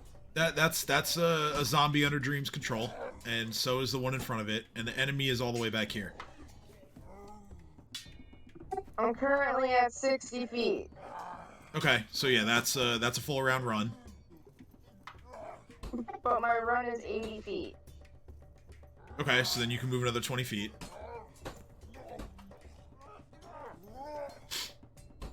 Alright, so you get to there. I think that's 80 feet. Yeah, it's 80 feet. Oh, where is he? I'm gonna use a grit point. He's another 25 feet in front of you, but again, it's a full round to run that far. Like, it's a full round action. That's your whole turn to, like, run all the way over there.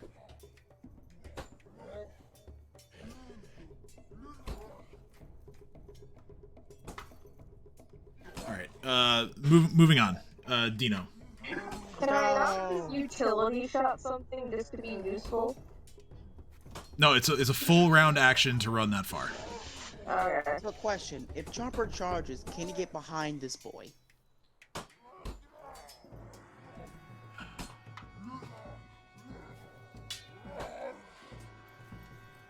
I'm going to have you make an acrobatics check for Chomper to do that.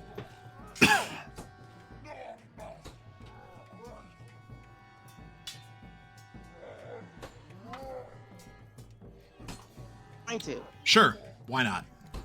Yes. I'm gonna charge to be right here.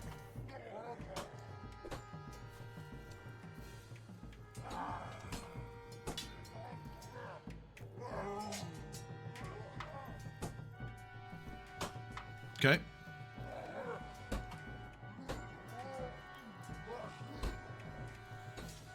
Oh, yes. Alright, so, first attack hits. It's 37 points of damage. Guessing 21 does not grab. The 21 does not grab, no. Damn it.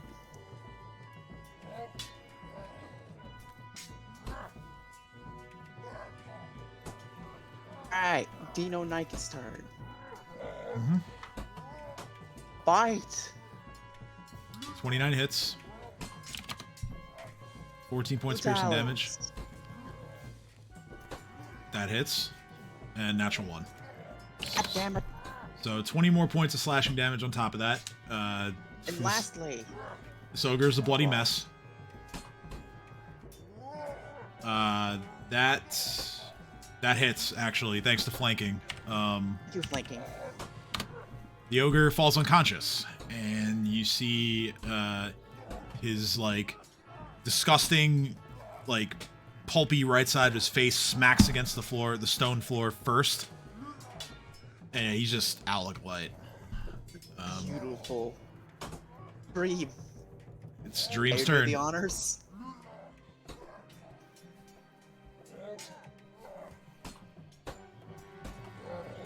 All right.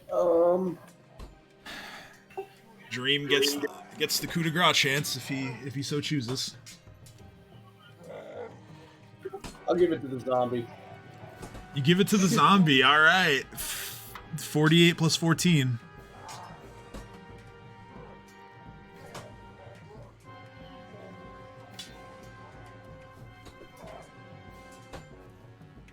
$31 points of damage. Okay.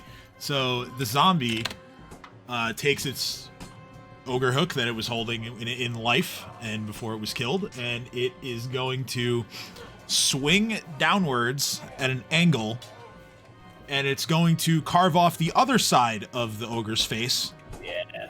Leaving basically just like a dead, spasming, like chittering skull in its place. And yeah, that is the end of the encounter.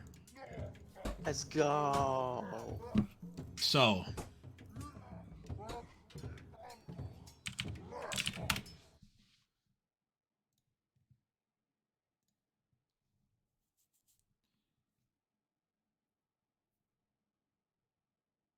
there are still 3 zombie thralls under Dream's control.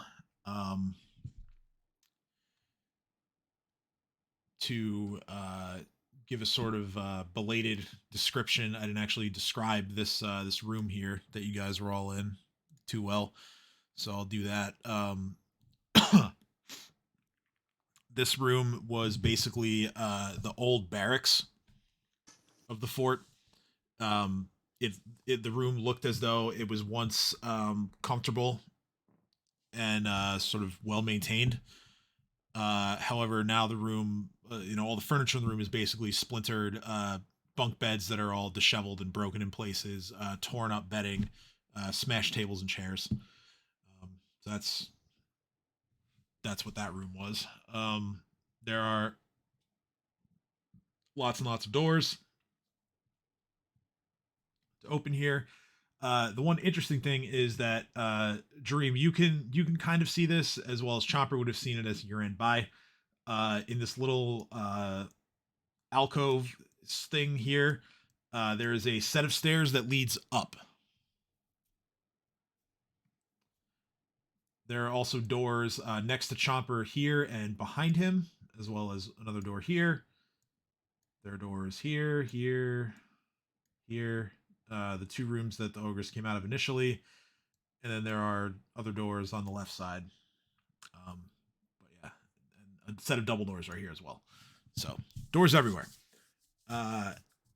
Before we make any decisions on that, I think just because a couple of you I think have mentioned that you guys are tired, I think we can probably stop here for the night.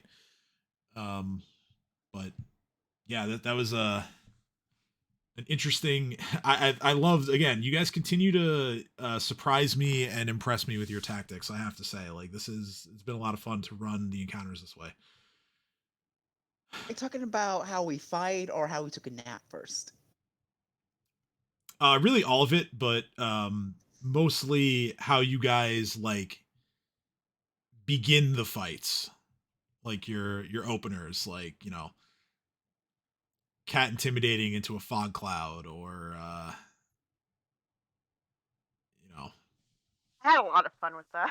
You guys are basically allowing the NPCs to kick in doors, and then of course, the whole plan to get in the fort in the first place was simply nuts. Yeah, they that's some shit. Like, they got to make a movie out of that. Like, that was hilarious, dude. No, the best part about Cat intimidating into a fog cloud was the argument beforehand of, maybe I should make them fall in love with each other, or can I make them kill each other? Fuck it, I'm just gonna scare them. Yeah. Yeah, it's like, which of these 3 things? And Kay's just like, where did she find all of this magic from? And she could do this the whole time. Like, I'm utterly like terrified, like crawling underneath you, being like, I was If I just could trying to just get make her a person attention. choke on air, I'd be really happy. Yeah. Remember that Kat's background is that she's not a pirate through traditional means. She kind of manipulates everyone into giving her shit. Yeah. So she has multiple ways of doing that. It makes me excited for like some of the higher level stuff because like obviously, you know, I imagine Kat's gonna generally stick with the, you know, the whole lightning theme, but knowing that you try to at least like one per level take some kind of like compulsion spell or something like that, like there's some really frightening shit at higher levels for sorcerers in that area. So I'm excited to see what you end up taking later on in the game. And I'm excited for it too, because I feel like we'll be able to play well off of one another. Yeah, and you get 4th level spells next level too, so that, you know, your game expands quite a bit as well. I already have one that I totally forgot about. Wait, I have shout? I forgot I have shout. Yeah, you shout. I just used fucking shout this whole time. Yeah, that was that was your free spell from your bloodline this past level that you got. You know what it is? So because of the way that I have, because of the level that I have everything at, I could see my level 0 to level 3 spells, but I can't see any of my level 4 spells. Oh no. Oh, I forgot they existed. Oh no. It's just because my window's not big enough. Oh, that's fair. Yeah, by default, I don't think they're too big. And I'm just not used to having level 4 spells, so it didn't even occur to me. Yeah, that's fine. I could have done terrible remorse. I feel like terrible remorse is better saved for like a boss type character, but True. But remember how we were like, oh, maybe I can convince him. True. To yeah. hurt himself. I'm like, I could have. Yeah, you could have. I was just not thinking of the correct spell. I forgot about that spell too, honestly. But yeah. Well, next time. Come in the favor that you forgot. There's always next time. There is. But on that note, we're gonna wrap up for the night. As a reminder, we are not playing next week. It's time to watch some sports ball next week. Yes, I'm giving myself the night off for Dream's Superb Owl Holiday. I'm so glad. That's what I'm calling it. It's sponsored by Dream, sponsored by NordVPN and whatever other sponsors Dream wants to inject into the broadcast. Hopefully all of them have owl puns. Free experience that he gets with Amazon Kindles for my dad and my grandpa.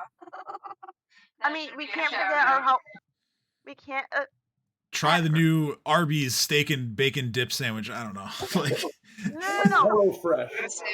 I was gonna say Hello Fresh. Hello Fresh. I was contacted by Blue Apron. Are we allowed to promote both? I got contacted by Butcher Box. So. As long as you don't as long as you don't promote them in the same, ad. Oh, whoops. You can't just be like, oh, I'm trying both these things, and here's these 2 coupons. No, you have to create the advert with at least a minute to 2 minutes on each one. Use coupon code Superb Owl for 10% off. Oh no, I'm shitting myself because I promoted both. Good thing I have MeUndies. I love MeUndies. Actually, I legitimately do. They're so good. Eat the cake. I had the MeUndies lounge pants, and they're like the best thing ever. I love them so much. I get those and this other company beneath, and I just got some underwear. It's fucking awesome. I always love treating yourself to clothes. It's a great feeling. Underwear is the best thing to treat yourself. No, seriously, which I didn't understand until recently, but MeUndies has so many different things. Like I even have MeUndies bralettes are the most comfortable things on earth. And then it comes monthly, right? So I'm slowly rotating out all of my old, disgusting, needs wardrobe, underwear that's starting to get trash in it. And it makes me so happy. And I also have more comfy bras now for just lounging around the house, but I need to do a phone call or something. Yes, I love it. Nice. And they have cute patterns. I have a bralette that I was wearing today that has cute little penguin skiing, and they're adorable. Yeah. And I have matching socks. Their socks are so comfortable. Reminder Reminder that the stream is still going. That's Oh fine. no, I know the stream is still going. Okay. We're not actually sponsored by MeUndies. Yeah, we're not But, sponsored by if any of you these people. We want just to sponsor us, so yeah. I can continue to get paid to like Also- talk about how much I love MeUndies. We just like to say that we are because it's funny.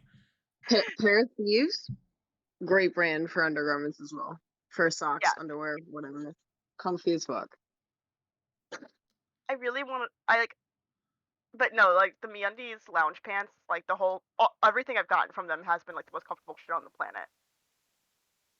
You love to see it. Oh my god. On that note, enjoy the big game if you're a sports fan. If not, enjoy the commercials. I'm sure they'll be good. They always are. And we will see you in 2 weeks. Bye everyone. Bye guys. Bye.